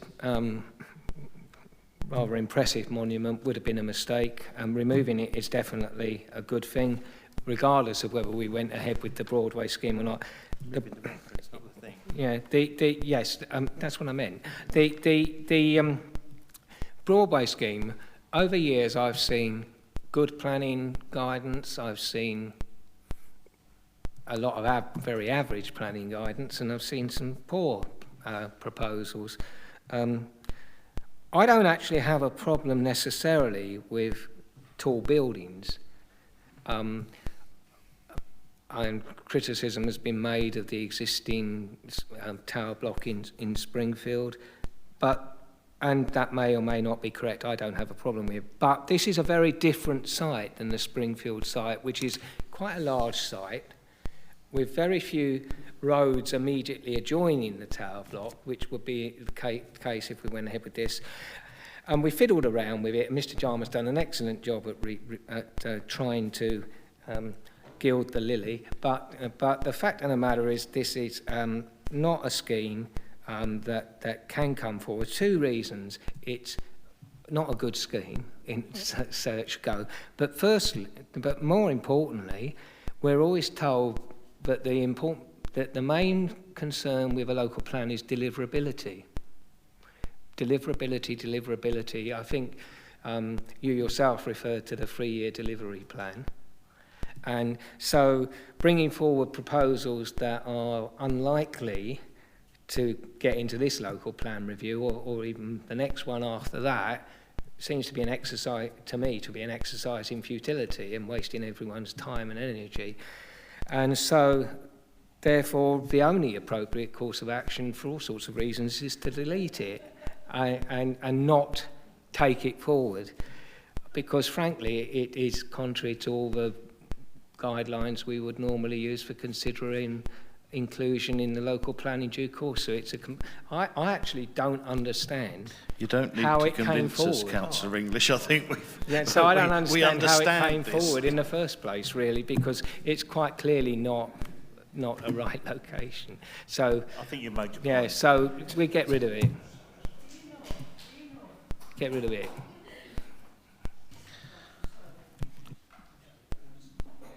Councillor Mumford. Yeah, I think 100% I will be supporting what is being proposed. The planning guidelines are wrong. They're both wrong in the skyline, the size, etc. They're wrong. But we've got to remember why we are doing these things. So we're going to remove this. And I'm quite happy with that, but I want to look a little bit further. We leave ourselves open to option agreements, speculative applications coming in, and policy compliant applications that we do not want. So I'm saying now that we should protect ourselves from that. Ward councillor, planners, and Mr. Edgerton, with the review, we should be looking at putting policies in place in this area that will protect us from a speculative application coming in at 14 stories high that's policy compliant that we are unable to do much about. I'm just asking for some sort of plan to be in that area to protect it from that kind of application. I fully support removing this planning guideline. I don't think you can have it both ways easily. You either provide certainty or you provide certainty. You know, we're saying it isn't, but if it were to, it could be this, is where we started from. Councillor Garton is next, then Councillor Wiggenden, then I'm coming back over this side. Thank you, Mr. Chairman. Yes, I'm very pleased that, and I will support your suggestion to pull this item from tonight's agenda. All in all, I think this whole site is also not ambitious enough. The few people mentioned this evening the gyratory system, the transport situation we've got there, the traffic.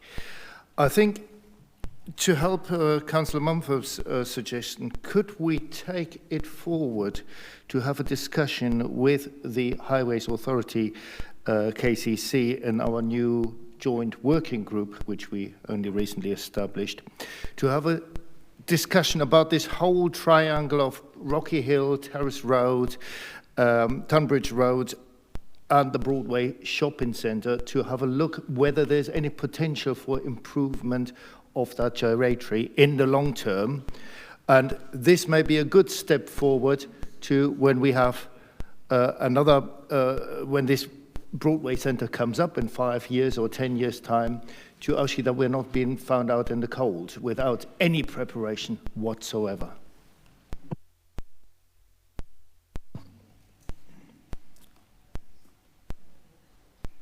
Trying to summarise your proposal, I'm not seeing an immediate way that we can actually engage that here and now. You've got the ITS is going to be reviewed. We'll have traffic modelling that will be high level, informing what these major trunk roads are going to do. we're actually saying this particular site isn't up for grabs, so you can't use that to leverage it. I think we've got to maintain a watching brief on that, and every opportunity where we can seek improvement, we seek improvement. But I can't see one proposed action that takes us there at this moment. I'm open to suggestions. Wouldn't the proposed action simply be to enter conversation with the Highways Authority on this one? Simply as a question to the Highways Authority, is there potential? Is there any merit? Is there something we could address and take further, and then bring it to another committee at a later point? I think every opportunity to do so, we would do so. That's a simple answer. Councillor Wigginen. Thank you, Mr. Chairman. I want to come back on a couple of things. Firstly, in response to a question from the officer, when I was saying remove this, we're talking specifically about Broadway and not actually the whole of the Maidstone West. This is specifically about Broadway. Number two, responding to Councillor Mumford saying that we ought to have, we would not have a policy which would protect us from a speculative application coming in. I mean, the densities on this are way above what our current plan would currently allow, and therefore you do have the protection for something like this coming in, because this is hugely above what our current densities would allow. Thirdly, I mean, what a lot of people have come up with, and actually I was looking for the reference to it. I think it must have been in the report last time, and it said, this was an opportunity to have an impressive building in the centre of the town. And actually, for the tall buildings that we have in Maidstone, I think local residents have a lot of adjectives, but impressive is not one of them. So I think the important thing is this part of this report is removed, and actually we don't go forward with any of this. And we certainly look to improving our protections going forward, but this is the kind of thing that we don't want to see, and certainly residents don't want to see. Councillor Clark. Thank you, Chairman. I share Councillor Mumford's concern about policy, and I do feel that if we just drop it, we actually lose a lot of what we have right now in terms of feedback from the public, the discussions we've had to this point on 2 separate sessions that have taken us to 9 o'clock at night. I do wonder if, at the moment, we had a report come to us, we provided some feedback, and we're now saying, well, actually, we don't need to do that because potentially the site won't come forward. Can we put this potentially on the work programme, and maybe not just throw it into the long grass, but actually have more of a member-led discussion about what we actually want on this site? Because perhaps there is scope for some housing. But the thing is, if we don't do anything, we lose all of the work to this. A quick suggestion here, weaving together the other part of the proceedings this evening. We had a petition. That's what I forgot. And my suggestion was that we would take that as a representation to the local plan process. That keeps it on the radar. The petition was quite clear. It says, do not develop Broadway Shopping Centre into housing. So that goes onto the radar for the larger plan-making, policy-making consideration. It's not lost. I don't think it's bulletproof to you, Councillor Mumford, but I think that's where we join that element of tonight's proceedings with the position we're at now. So I'll probably get told off for having 2 motions running, but what I'm actually moving is that we accept the petition as a local plan representation. Could I have a sec? Does the seconder accept that? You've already got a seconder. So Okay, so I'm being told to add it to the main the motion. So if my seconder nods, then that's part of what we're now considering. Hopefully that helped you there as well, Councillor Clark. Councillor Mrs. Grigg, you haven't said a lot, so better let you in. No, I've sat here very quietly this evening, listening to everything everyone has to say.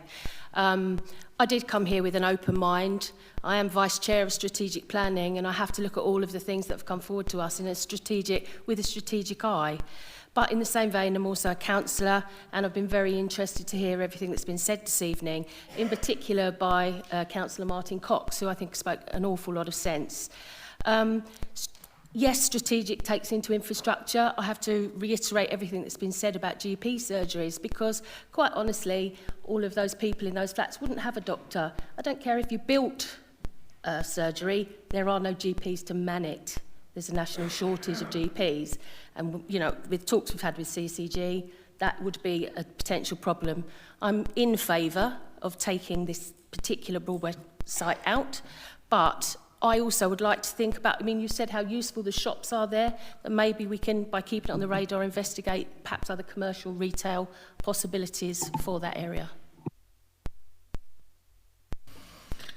I think to some extent it'd be a natural process of the market, and all the time residents are using it, that keeps it alive. I think Councillor Mackay. Thank you, Mr. Chairman. Picking up a point Councillor Mumford was saying, that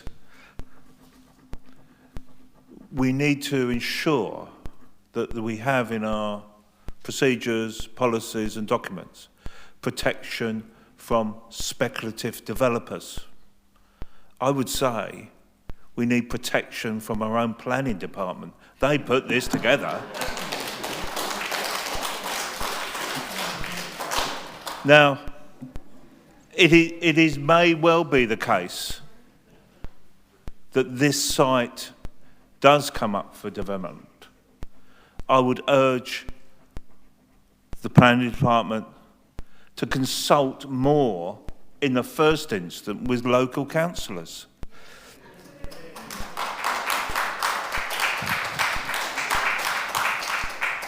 If they had done, we may not have got to this situation. I'm broadly supportive of housing development, but it needs to be spread across the town. It needs to be, in my opinion, of a high standard. And I do still think some of these do not, well, they do lack, in my view, ambition and detail. I'm going to defend officers to an extent here, because I hate to think how many meetings with ward members, with the planning committee members, with the chair and the vice chair of this committee and that committee there have been that got us to this stage. Numerous meetings. So to put it out into the public that that process doesn't happen, I'm saying it does. It doesn't always lead you to where you want to be as quickly as you want to be. And you'll go into a room, it's like asking 2 lawyers for an opinion, you'll get 3 answers immediately. And it actually becomes very difficult for the officers to actually navigate what really is wanted. But that does happen, and it's a long drawn out process. But I hope tonight we're actually getting it to a conclusion that actually feels right for the majority.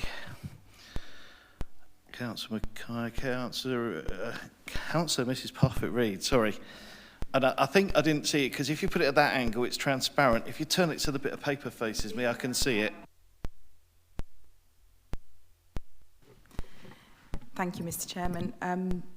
Really, most of what I was going to say has actually now been said, but everybody else has had a word, so I'm going to have mine.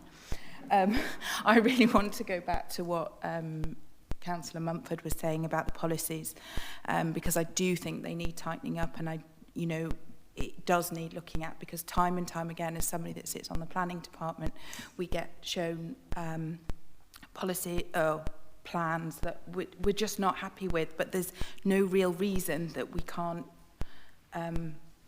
refuse them. And I just see in the town centre things that are being offered and we're being asked to approve, and I'm thinking, in 10 years' time, do I want to think I was responsible for that?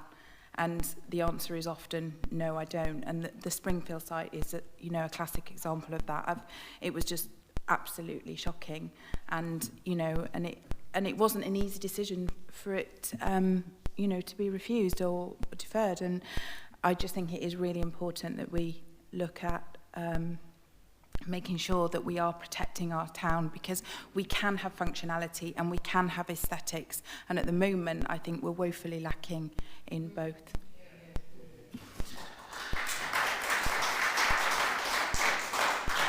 I have you, Councillor English, but I'm thinking we could probably get near to a vote here that's Yeah, per the papers with the withdrawal as noted and the... To be honest, I was just going to say two things. The first been covered because I suddenly remembered that we had the reference, but that's been covered. The second point, I do just briefly. These proposals did not really come from the planning department as such. They came from a rather higher level in the council. None of the officers in this room were responsible for these proposals. The process has worked very well once it got in the committee. Once we got to the committee stage. But I have to say that the consultations that took place with individual ward members were a sham.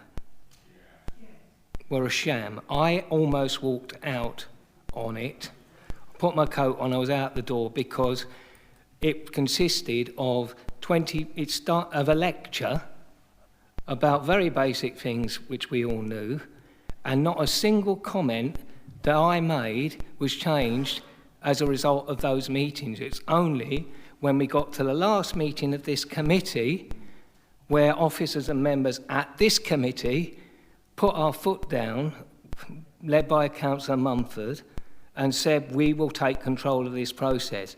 I want to place on record, and I don't often attack officers, but I have to say that the officer who I will not name, who led this process and who is not here, refused point blank to listen to members. We had a document signed by all parties, town centre members, cross-party, a year ago. We could have been at this stage a long time ago, and we were not listened to, and this committee has had to, helped by officers here, has had to sort it out. It must never happen again.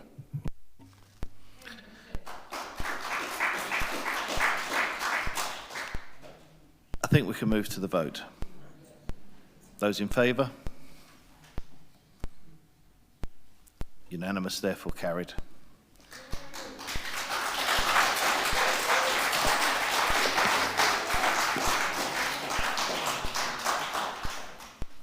I think we need a 10-minute break, members. We've got lots of other stuff to do. Members of the public, you might have seen the bit you need to, but there's lots of other interesting things like budget deficits if you want to join us for a bit more. But we'll reconvene in 10 minutes. The meeting is adjourned.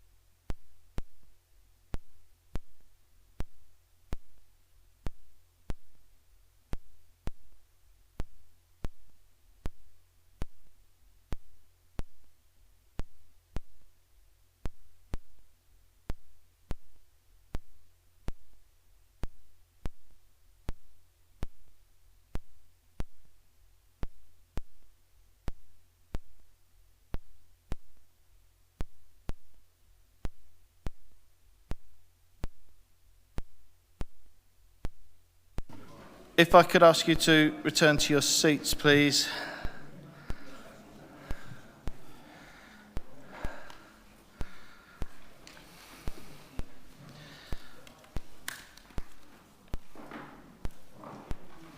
I think we're still one missing, but we've had a good 10 minutes. Right, meeting reconvened.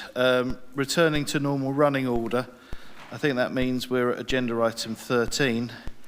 We're starting with the second quarter performance and budget monitoring. Mr. Hartgrove. Thank you, Chairman. This is the second update to the Strategic Planning and Infrastructure Committee for the 2019-20 financial year. As with quarter one, the reports on budget monitoring and performance have been drawn together in a single document. In terms of presentation, it will be a team effort. I will be covering the financial aspects of the report, whilst my colleague Orla Sweeney on my left here will take you through the performance elements. With regard to the financial aspects of the report then, which are contained in Appendix 1 on pages 18 to 27, first of all, the revenue side of things, there's relatively few significant variances at the quarter two stage. However, a net overspend against the half-year profile budget of 181,000 has been recorded so far, and the position is expected to decline further to an overspend of 410,000 by the end of the financial year. Clearly not good really, but a marginal improvement compared to quarter one, where the forecast was an overspend of 459, so it's come down and improved a little bit. The full position is summarised in Table 1 on page 23. The dominant factor, again, as reported to this committee in September, is an income shortfall, mainly on planning applications and also, to a lesser extent, on car parking income. The key problem area on planning income is major planning applications. That's 10 or more properties in terms of the size of applications. I'm conscious that the last time I reported to this committee, I had expected to present the findings of a joint review into the situation undertaken by planning and finance officers. However, whilst progress has been made, it has been identified since I last spoke to you that there are some significant differences between income recorded on the planning or uniform system and the financial or the aggresso system. Until those differences have been resolved, the true extent and nature of the problem cannot be pinpointed. It's not that any income has been lost. It's keen to emphasise its potential miscoding, so that the income is not necessarily exactly in the right place that it should be. So basically, planning officers and planning support officers are now working with finance colleagues to complete a detailed reconciliation between the two systems. Unfortunately, until that process is completed, the actual work can't proceed, if you like. However, we're optimistic that we'll be able to provide a full update to the committee at the quarter three stage. Very briefly, to finish off on capital, the capital programme for this committee is relatively limited, with a total value of 1.66 million for this year, with only two schemes to note, namely the Mall bus station redevelopment scheme and the Bridges gyratory scheme. Whilst the Bridges scheme is on course to be delivered in 2019-20, the bus station scheme is expected to slip into 2021, with construction not now expected to commence until the springtime of 2020. That concludes the financial aspects of the report, and I will now hand you over to Orla, who will take you through the performance side of things.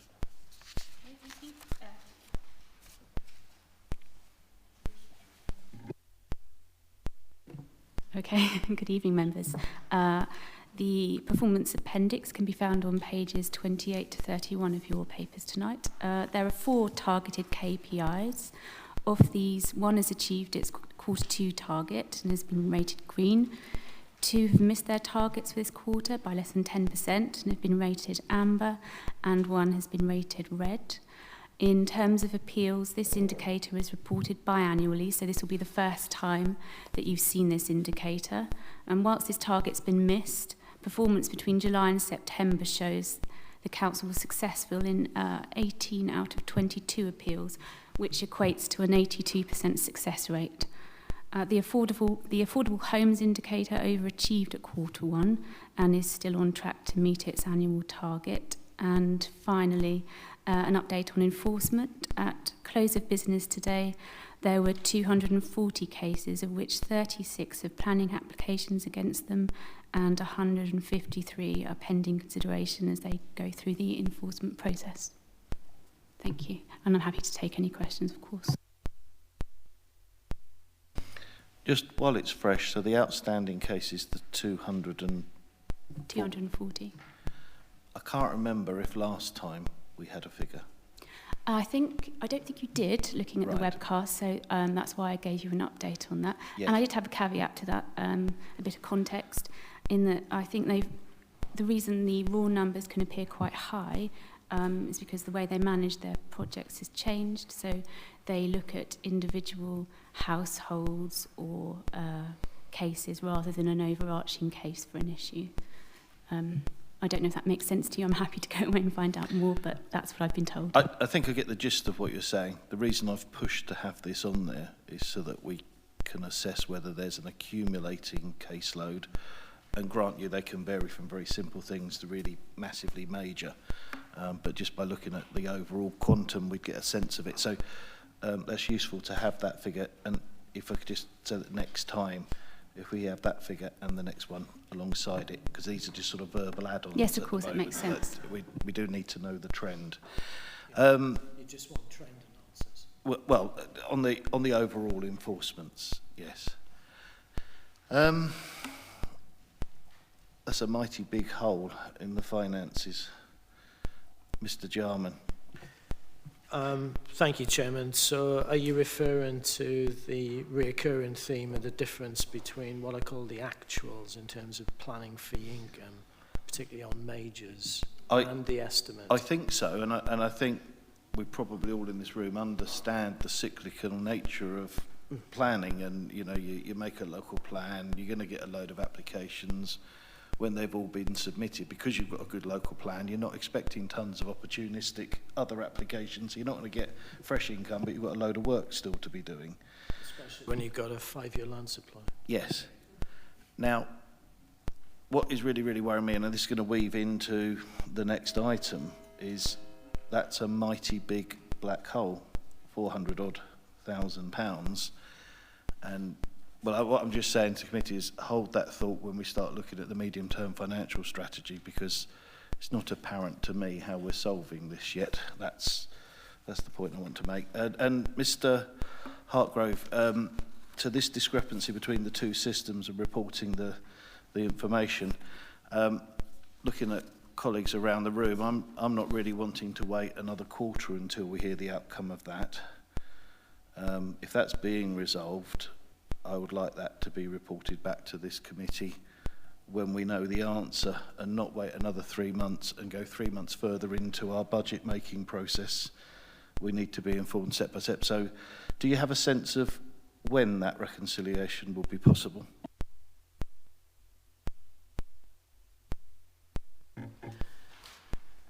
Sorry, when's the next committee meeting? Well, as a rule, they're monthly. Depending on how we do tonight, there might be another one a bit sooner than that. But December meeting. I will provide an update at the next meeting now. Whether that will be the fully concluded update or not, I can't commit an to update that, of the practice, because it's such a significant amount of money, and if there's a bookkeeping reconciliation that solves some of it, we need to know that. If it's a genuine black hole to the size of 400,000, we really need to know that in the budget context. Where are we? Councillor Mackay. Thank you. What we're looking at here, of course, is revenue. Is this offset by us spending less on officers? Because, you know, if your income is down and you're spending less, it could balance it out. The other thing, like on parking, the residents' parking, in percentage terms, is absolutely horrendous reduction in income. I mean, in actual pound notes, pound display parking is more, nearly twice as much, but in percentage terms, what's the explanation for that? I think there's a paragraph in the report, but which relates to, some of it's to do with fixed penalties, I think, and changes in rulings by, I'll let Mr Jarman come in, and then perhaps you, Councillor English. On the first point, I think we've discussed this many times over the last 18 months, actually. What the variance is down to is the difference between the estimate of planning application monies and the actual money received. Yeah? If I think you're implying that perhaps there's too many planning officers, then that's an issue of productivity. Yeah? It's dividing the actual number of officers and something about the complexity of the work against the actual number of planning applications. Yeah? So there's an argument to say, rightly or wrongly, and obviously Chris is looking into this, and the chairman's asked him to bring it back. It's whether or not the estimate is realistic or not. I understand the budget. I mean, you have a budget at the beginning of the year, and you staff and you resource that department to cope with that workload. So I'm just asking the question. I mean, I'm not suggesting that officers are sitting around twiddling their thumbs, but, you know, in any business, sometimes you get your budget wrong. You think your sales are going to be higher than they actually are. But if your sales are not as high, your expenditure, quite frankly, sometimes is less. You know, I mean...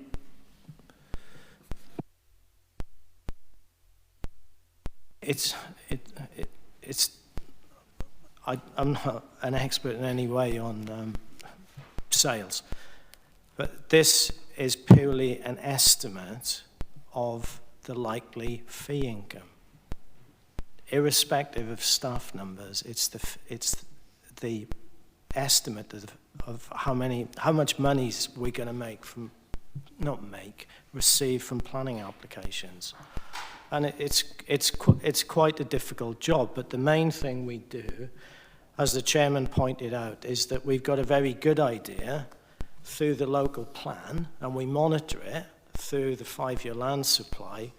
We allocate sites of 5 and above, so we've got a very good idea about when sites are going to come forward in terms of when people are going to submit planning applications. And like the chairman said, it goes in a cycle. We're not getting speculative applications because we've got a 5-year land supply and we've got an up-to-date local plan. I get all that. I honestly do. I do understand what a budget is, and I understand that budgets are sometimes wrong. But sometimes when you get a budget wrong, you end up spending less. So the gap between revenue and expenditure, that's what an over budget is. I mean, I think in this instance there are 2 factors at work, and I'm not sure to the extent of which the second one is actually reported, but you could clarify this for us, Mr. Hartgrove. The first fact of the matter is we overestimated the number of planning applications that would come. We were getting loads, so logic says if sales were X last year, we'll have X plus 5% next year.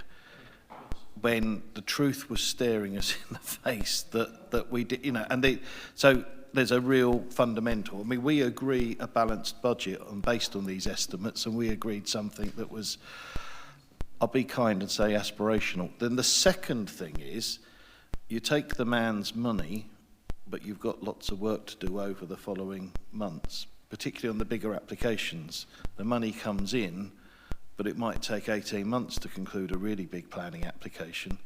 So you get the money, and then the officers are busy doing all the work for 18 months, perhaps. And in accounting terms, we should actually be showing an accrual, you know, so we've had the money, but we should accrue for those future costs. But I'm not sure whether our finance report is sophisticated enough to actually show that. Mr. Hartgrove. Well, it shows in our internal systems, but it doesn't show in this report. But yes, there is, you're quite right, there is accruals in there for the larger planning applications. So we don't recognise all of the income all at once, so it is spread over a period of time. But that was something that was introduced at the tail end of last financial year, wasn't it? I think the second half. Sorry, I wasn't around then. It was introduced last year, so the cash effects of that had a negative impact last year, but it's sort of fed its way through now. So the figures that we're looking at are with the accrual taken into account, or they're just pure income? This is with the accruals taken into account. Right, so that, Councillor Mackay, hopefully clarifies that. We've actually got the money to pay the officers for work they're doing currently, so there's not an argument for less work, less people. And of course, we're looking at a point where it might accelerate again if we get a new local plan in place. Or we don't, and then we get planning by appeal, which is the worst case scenario. Okay, I think that's clarified, but really scary, big hole in the budget. Councillor Wiggenden. Thank you, Mr. Chairman. I might also like to make just to come back to that point, is that having some fee money in and not getting the same amount of fee money in that you might expect. And as Councillor Mackay was saying, well, actually, does that mean you're getting a saving on staff members? The amount of fee income doesn't necessarily correspond to the actual amount of work that actually is happening. So simply because you have less money in, it doesn't actually mean that your staff members don't have a workload. That means that you still need everybody. And even ignoring the cycle, simply that the work you have in is not producing the same fees as a same amount of fees as a few large applications would do. So, Mr. Jarman, and then Councillor English, if you don't mind, I'll work that way round to get to you. Yep. Yeah, I welcome what Councillor de Wiggenden said. I mean, what happens in the development cycle is we allocate sites in the local plan. House builders put in applications, usually outline first, then reserved matters. And then what happens is they want to build the houses. So they submit, usually in bundles, details pursuant to the conditions. And you can get away with, probably the wrong language, with putting in a bundle of, say, 10 conditions. Some of them might be to do with a SUD scheme. Some of them might be to do with contamination, where we have to consult various people, and it's £120 odd. That takes up a massive amount of time. Nothing like the actual fee. I think that's worth just reiterating for the public that might be watching us on the webcast and even in the room. Of course, we can't charge what it costs. These fees are set. So you could construe a sort of, we want loads of planning applications because we get loads of lovely money coming in. The fees that we're allowed to charge do not cover the cost of the service. It's not a profit-making effort. You know, it's a fraction of what it costs us to do. So when you get a black hole of £400,000, it's serious. Councillor Mrs. Parfitt-Reid. Thank you, Mr. Chairman. I apologise if this question is perhaps inappropriately placed or pedestrian in its makeup, but what I want to know is we've identified this 400,000 deficit. Where do we go from here? Are we just going to acknowledge it, or do we move it on to somewhere else, or what happens now? Might be worth picking that up in the medium-term financial strategy, because it's a fact of matter in the. Yeah. Well, hold that thought for the next item and see whether there's a relevant referral. Councillor Mumford. I know we're talking about budgets here, but I've seen the planners get hammered tonight. And I'd like to point out, before we chuck Mr. Jarman in his black hole, that points to success. He's got a local plan in place. He has got a 5-year housing land supply, which is deterring applications. He's got a call for sites out, which is also deferring applications. And I'm sure none of you would be pleased if Mr. Jarman went out to fill his black hole and touts for business and looks for applications. We get enough without that, thank you. Councillor English.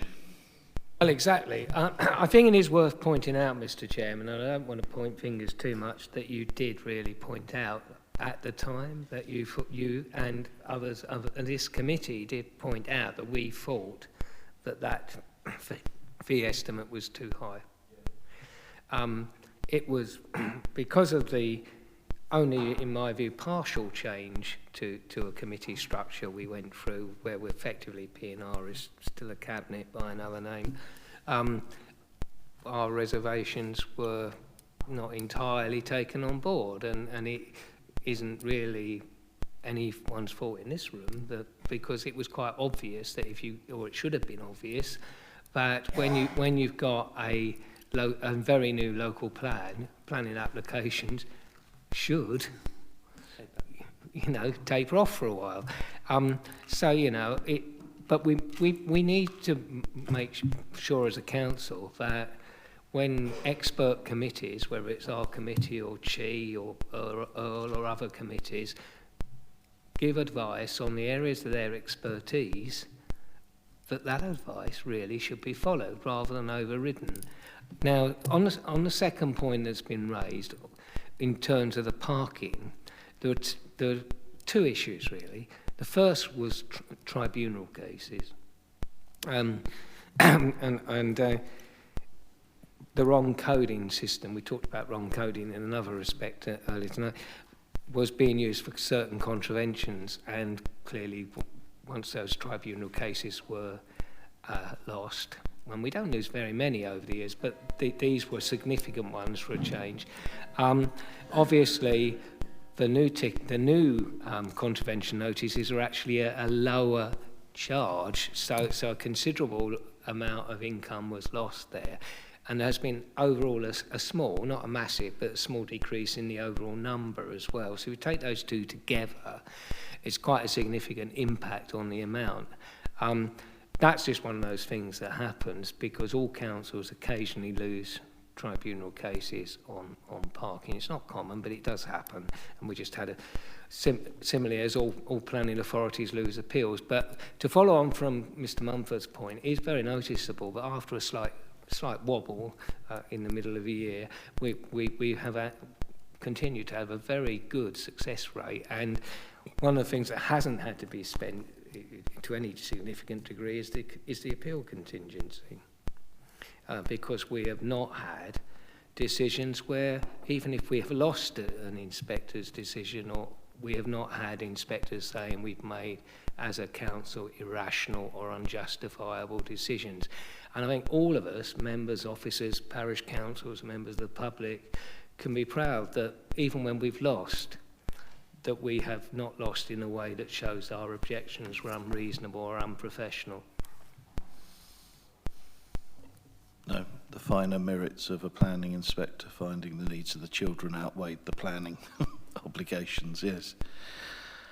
So I think interesting thing just to draw on, because you commented on the parking income then, and I'm going to labour this because it is so important to us. You know, historically, parking has been our saviour because it coughs up loads of extra money, and that tends to sort of cover overspends, because it all comes into one pot as far as this committee goes, though I always argue for it to be separated out so that we can see what's actually income and what's actually cost of running the planning system. But it's just that at this point, parking hasn't performed over and above like historically it does, and we've got a black hole. So, Houston, this is serious. I think I'm right in saying that we're asked to note the report. Shall we note that and move on? Is that noted? Thank you. Which takes us to, thank you for your forbearance, officers. It's been a long evening for you waiting. Medium-term financial strategy. Mr. Green, can you help us with this? Sure. We reviewed the medium-term financial strategy every year in preparation for us setting a budget for the coming year. And you've got in front of you the draft medium-term financial strategy for the next 5 years. Now, the medium-term financial strategy is a reflection of the strategic plan. It shows in financial terms how we're going to implement our strategic priorities. And because we adopted a new strategic plan last year, there aren't major changes in the medium-term financial strategy. It's more in the nature of refining our strategic priorities. And the main thing really that has happened since last year is that members at Council in April agreed to explore work on climate change. So that's something that will have to be built into the medium-term financial strategy. But generally speaking, there hasn't been a major change in the Council's strategic direction. The other thing that we have to take into account in the MTFS is changes in the local government funding regime. And there was a spending round announcement back in September that essentially said that the existing funding arrangements would be rolled forward for one further year. So councils will be allowed to put council tax up by up to 2%, which is also the government's long-term target rate of inflation. Our share of business rates income will also go up by inflation. So what does that mean for us? Basically, it means that we can set a standstill budget after allowing for the effects of inflation, so we can continue to deliver all the services that we do at the moment. The only caveats to that are that we do need to keep to our existing spending plans and there's existing savings that are set out on page 72 of your report. And if any growth is planned, for example, as I say, with climate change, we've got to pay for that by making savings elsewhere. And also to pick up the point that the Chairman has already made, if we have a budget shortfall this year that's going to roll forward into next year, again, we have to address that by making savings elsewhere or taking appropriate action. And it may be worth just saying what the approach would be with a situation like we've got with planning. The first step would always be to look at the planning service itself, so we do need to complete the investigation that Mr. Hartgrove referred to earlier to see if there's any things that we can do within planning. And if the conclusion is that there's just nothing we can do within planning, we cast the net wider and it becomes a council-wide issue. But we haven't got to that stage yet so far as the risk of an ongoing deficit on planning is concerned. So, subject to those caveats, we have the potential for a balanced position for next year's budget. Obviously, it depends on addressing the issues I've talked about, and it depends on members agreeing a 2% increase in council tax. For future years, from 21-22 onwards, the position is very uncertain because we'll have a new local government funding regime from then, and because of the range of potential outcomes, the MTFS sets out outturns under an adverse, neutral and positive scenario.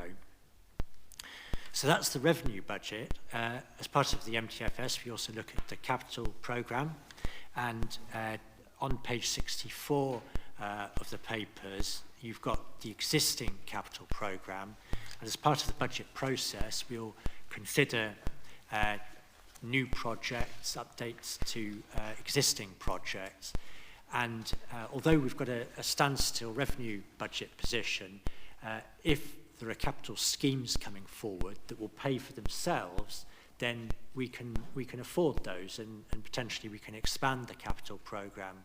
And although it wasn't part of this committee's deliberations, there was a report that went to Policy and Resources Committee on a proposed capital project at Granada House. So that's a scheme that should be able to pay for itself, and that will be one that will be considered for inclusion in the new capital programme, just as an illustration. So this is your opportunity to comment on the draft MTFS. Excuse me, and it'll go to Policy and Resources Committee on 20th November before being put forward to Council in December. So very happy to take on board your comments and to answer any questions that you may have. Thank you. I think it's very useful that we've got the Chairman of Policy and Resources sat in the chamber with us tonight, so I hope he's getting the gist of our general feelings here. Councillor Mumford, is that an indication? No, I didn't think it was, so it is Councillor Mackay. Thank you. Mr Green, just picking up on your last point first, my favourite subject, I think, at the moment, Granada House. The capital programme to renovate Granada House will not pay for itself. The residents of Granada House will pay for the renovation work by a 50% increase in their rents. So let's not, we're a responsible landlord. We're doing what is responsible, and we're making sure our residents will pay for it. But what I was actually going to ask, you mentioned earlier the working group on biodiversity and climate change. Do you anticipate that there'll be a capital demand from this working group, and that might be shown in here later on? As I'm sure you know, Councillor Mackay, the working group will be reporting back in April. So at this stage, I don't know what they'll be putting forward, but I think it's a fair assumption that they'll be making proposals both for revenue and capital spend that we'll have to fund.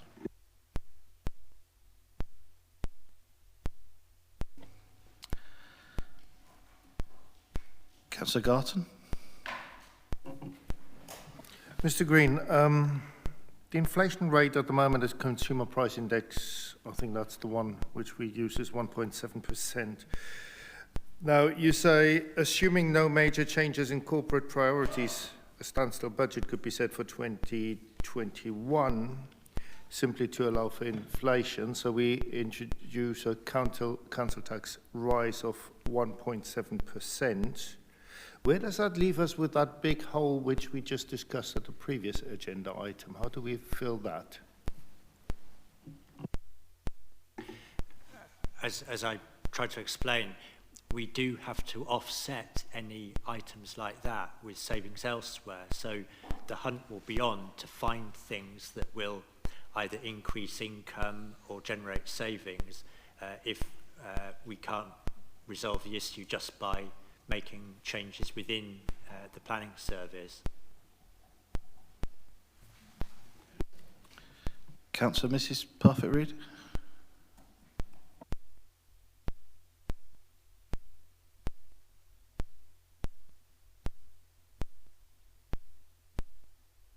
Is your microphone on? Sorry. I see that you've put an increase in parking services. You've increased that by 5%, but weren't we just saying that this year parking services have not actually exceeded expectations. So I'm just wondering why we've put an increase in when we haven't had one this year. Does that make sense, what I'm saying?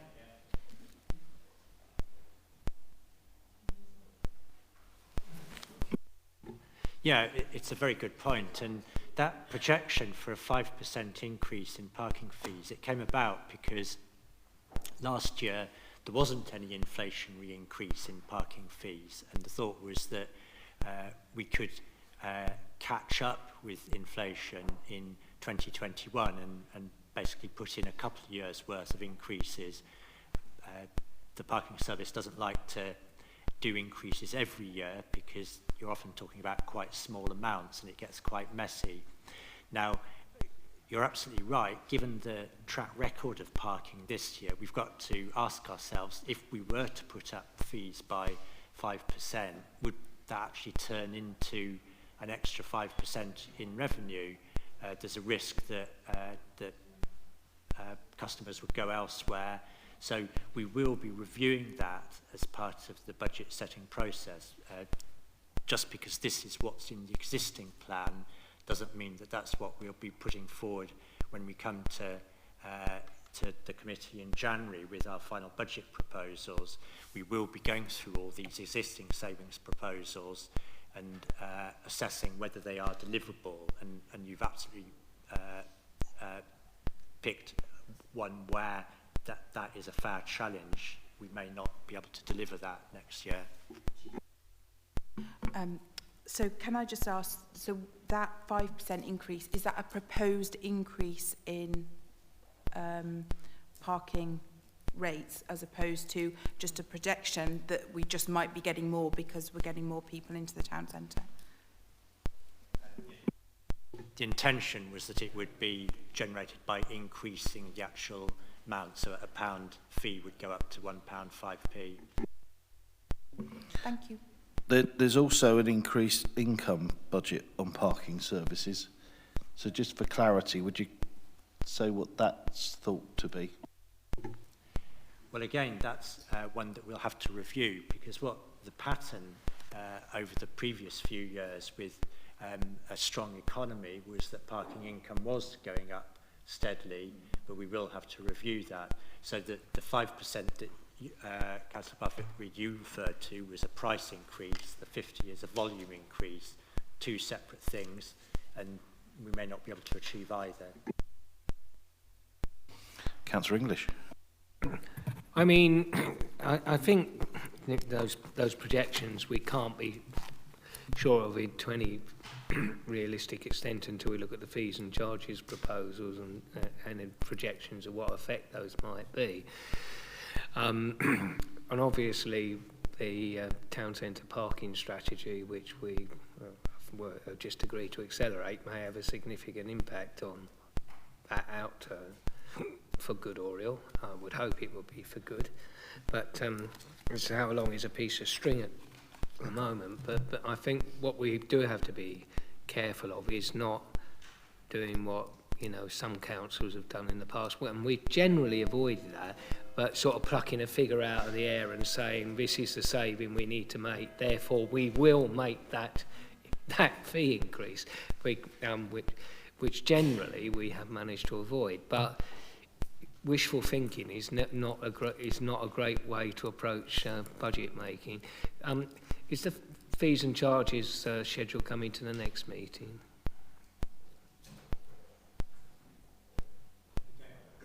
Sorry, it's my... Be going to the January meeting. So at the January meeting, we'll essentially be in a reasonable position to try and nail down what we're going to do about this black, or at the very least grey hole.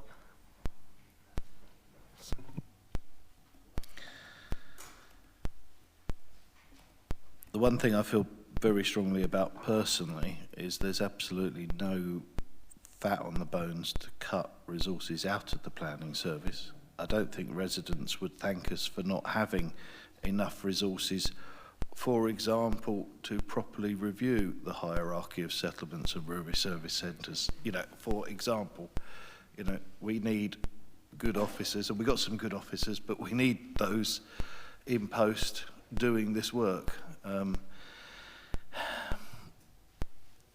Is it premature to refer to P&R that at this stage we're signalling very deep concerns about the ability of this, the elasticity in this budget to accommodate what appears to be a rolling up deficit? Yeah, you know, we've got a long way to go in the budget process, but, you know, I think what we need to do is put it on the radar with our colleagues who hold the purse strings, and our task with putting a master budget to us. So a referral to P&R to highlight our concerns about the apparent deficit and our concerns around the assumptions for agreed savings. Yeah, at this stage, that's all we can do. Isn't it? Yeah. Was that a seconder, Councillor Mumford, or do you want... Yeah, I think that was a seconder from Councillor Mumford. We could talk all night about this. I move that to the vote. Those in favour of that action? Excellent. I think it's unanimous. And beyond that, I think we're asked to note the report was presented. Is it noted? Thank you.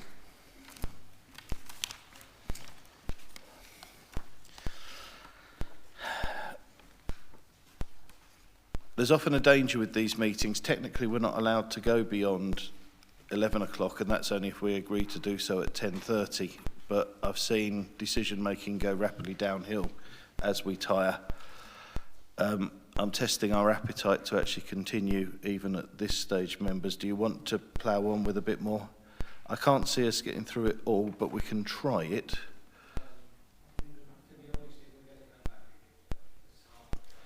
So, I mean, I've got a further thought as well.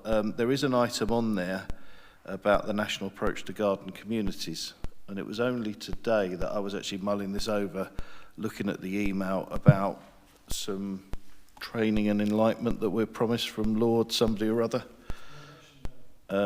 which apparently is booked for the 12th, but I imagine it's now moved.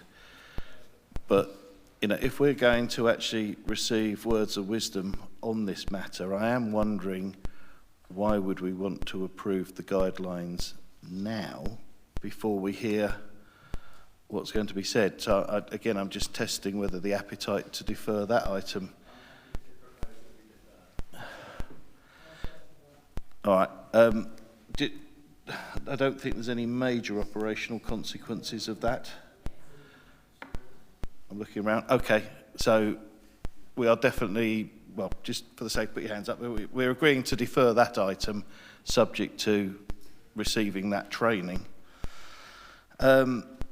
Which leaves us with Greensand Ridge and Sill and 106.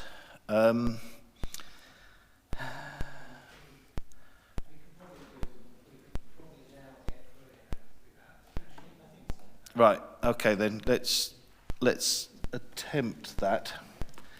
Mrs. Cunningham, we've been very patient. Do you want to help us with Greensand Ridge matters, please?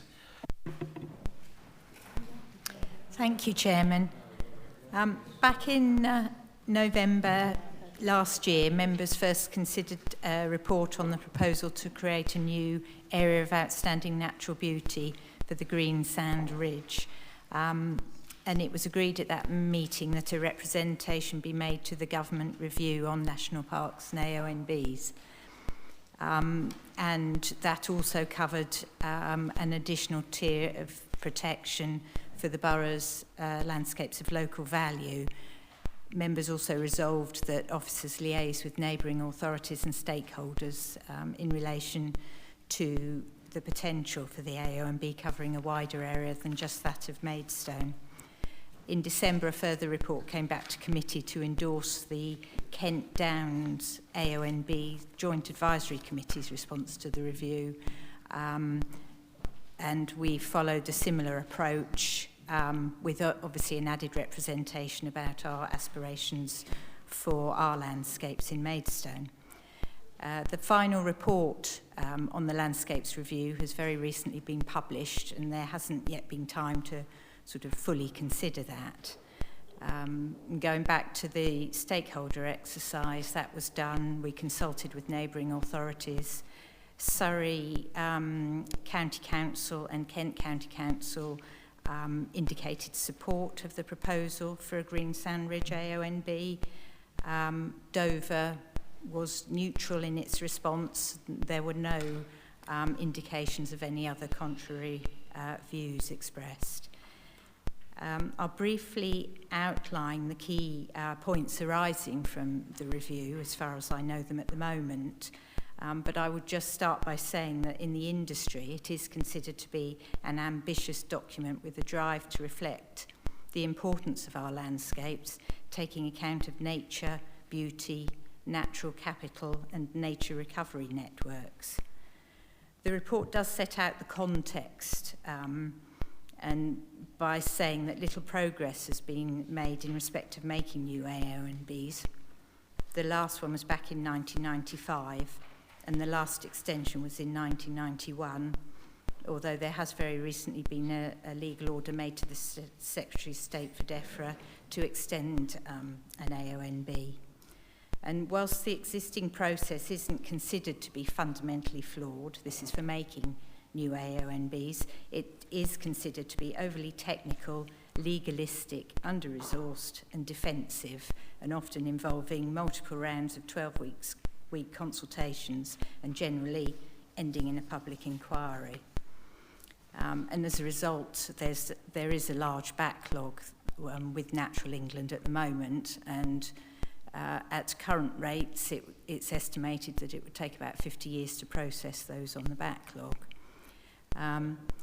But going forward, the key recommendations of the report with implications for the Council's ambition for an AONB are that there's a proposal to bring national parks and AONBs together, served by a shared national landscape service. That the name Area of Outstanding Natural Beauty is changed to National Landscape, and these changes should enable increased funding, governance reform and shared purposes with national parks.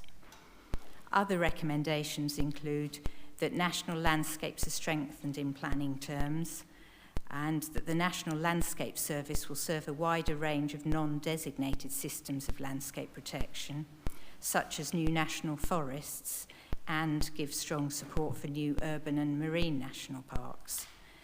There's also considered to be additional scope for the joining up of existing AONBs and for simplifying the process for smaller boundary variations.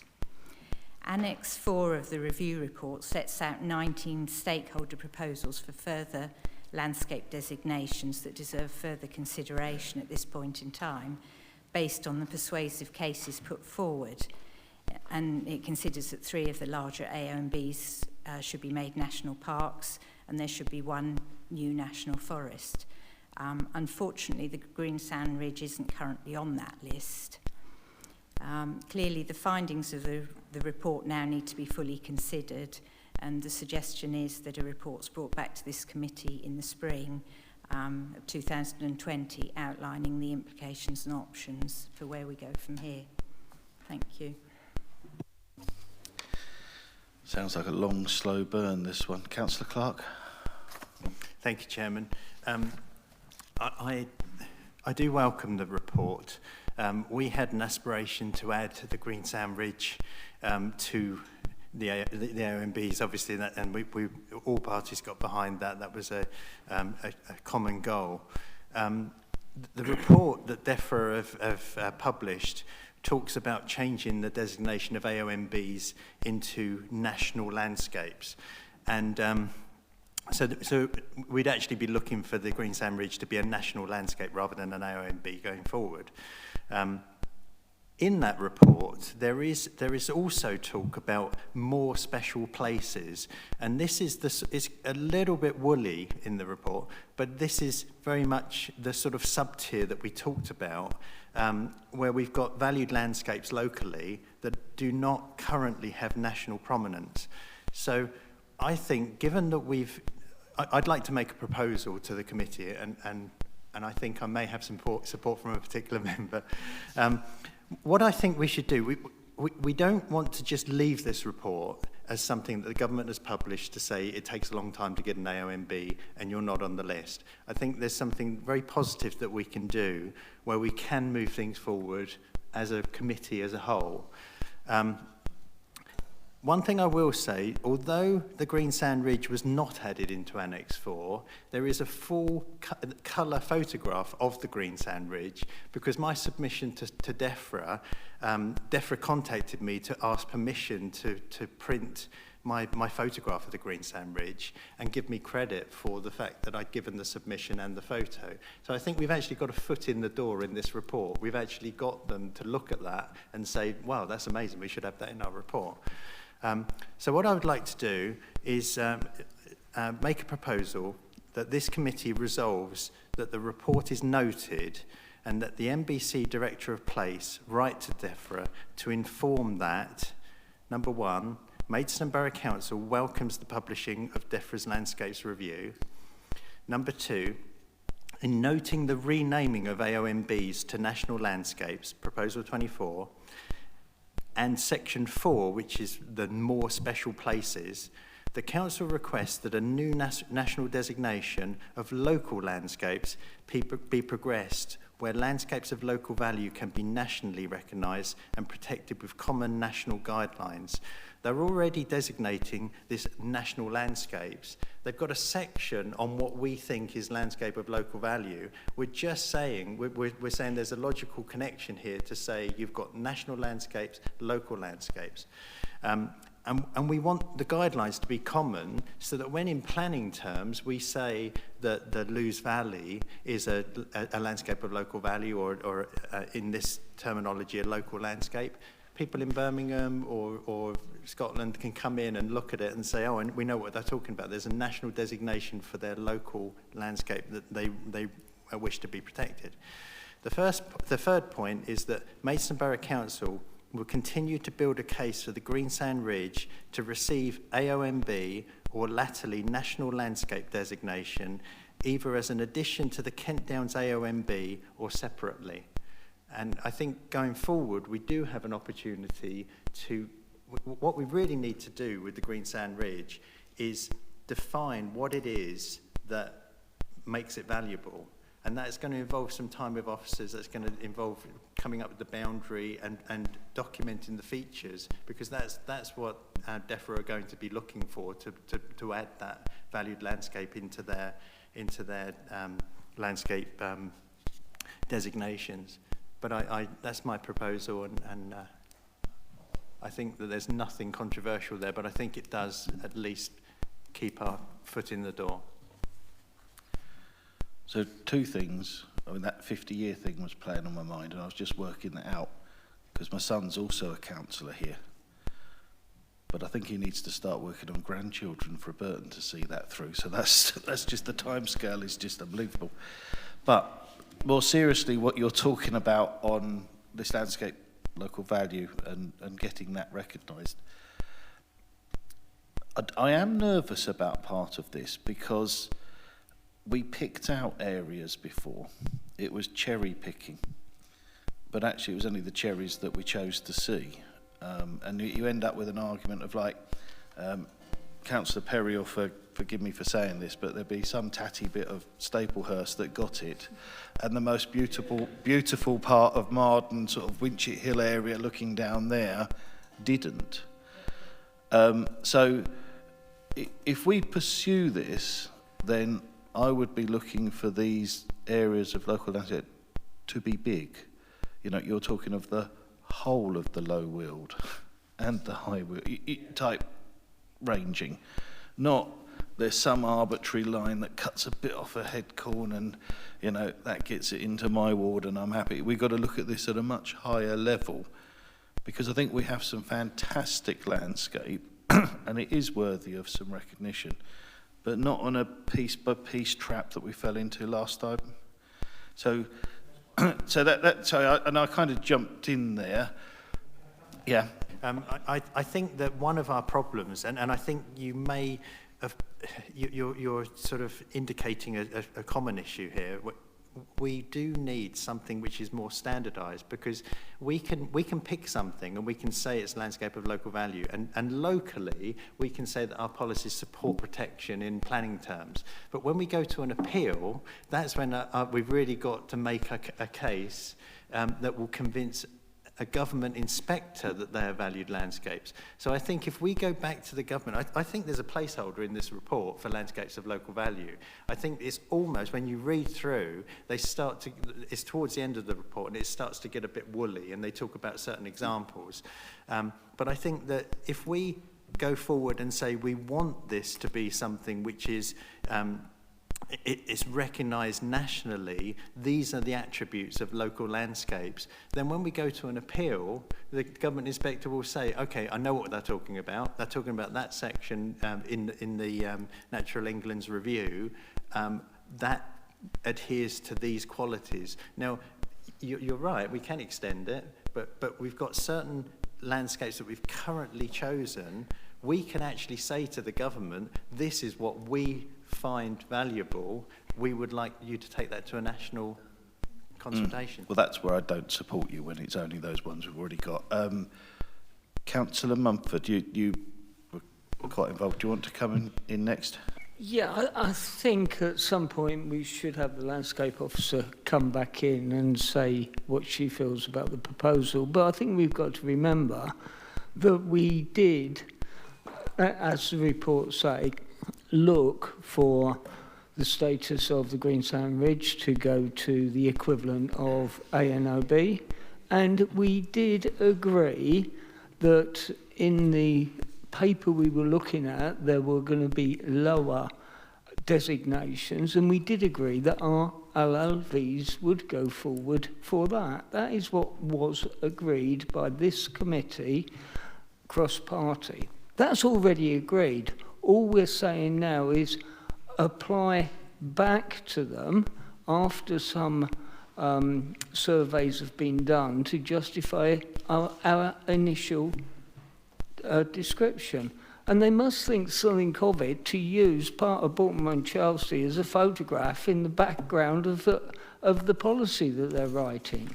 So we should go back. Now you are suggesting go back with something different. Well, you've already got a motion here that took LLVs forward to that, to be recognised for that status. You're changing what we're doing. As is my right to attempt to do so. Yeah, Mrs. Cunningham.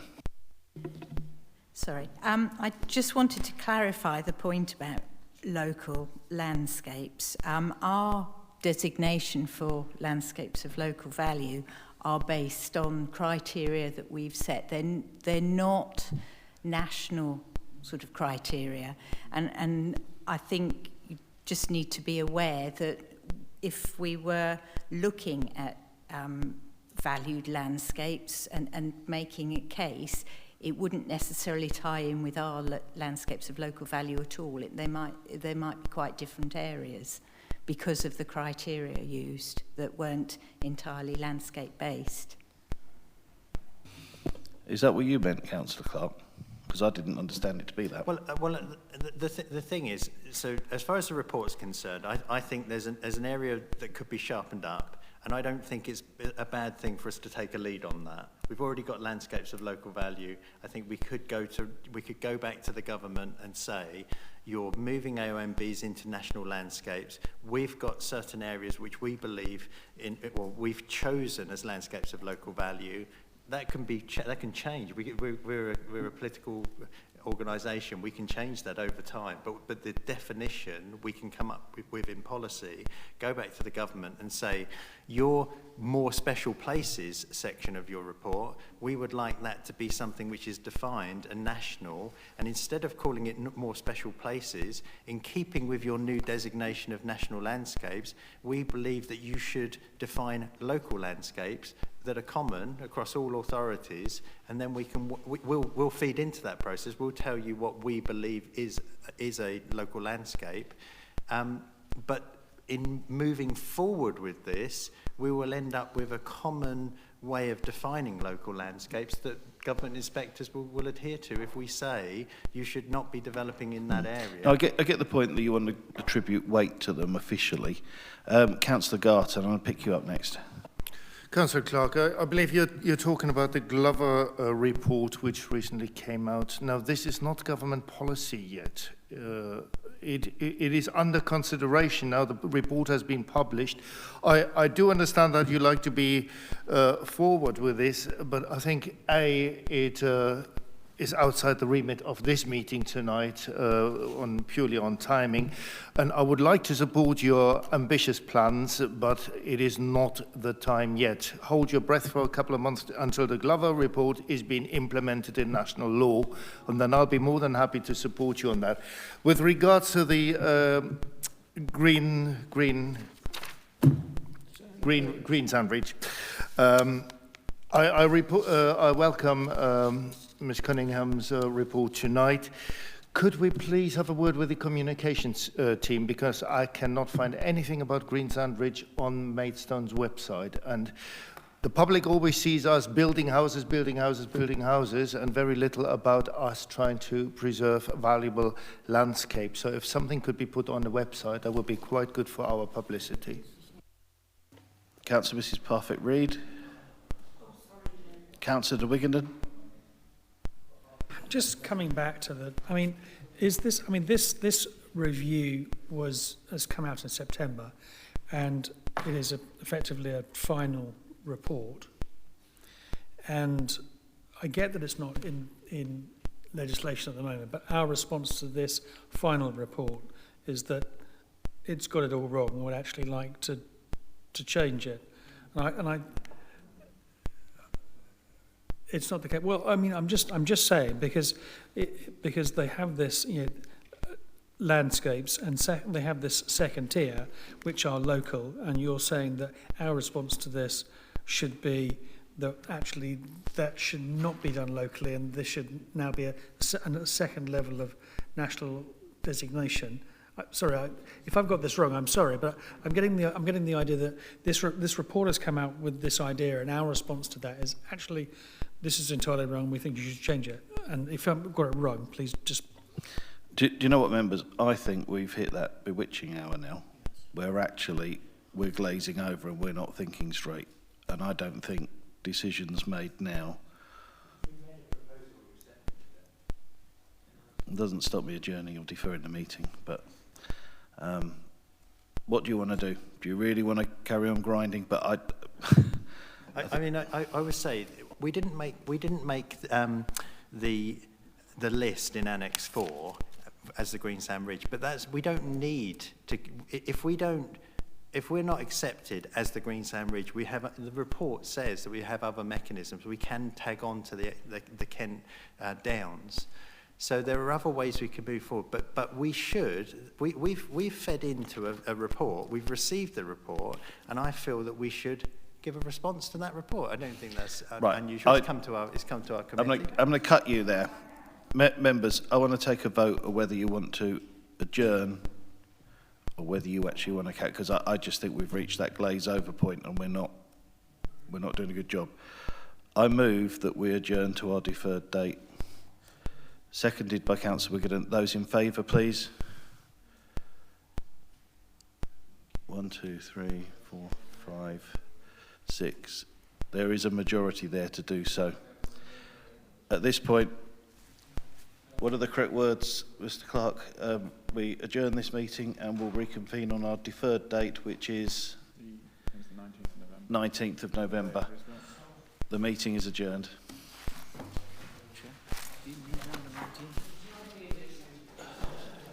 You've got a monitoring report, section 1 says monitoring report, and you've got a report for noting, which is kind of like taken on by... Yeah, but this landscape local value thing, if we just nod this through, this is actually... No, I get that. Yeah. I know. I'm just saying, No. do you need me on... Oh, do I need you? Do you need me on... No, I don't think so.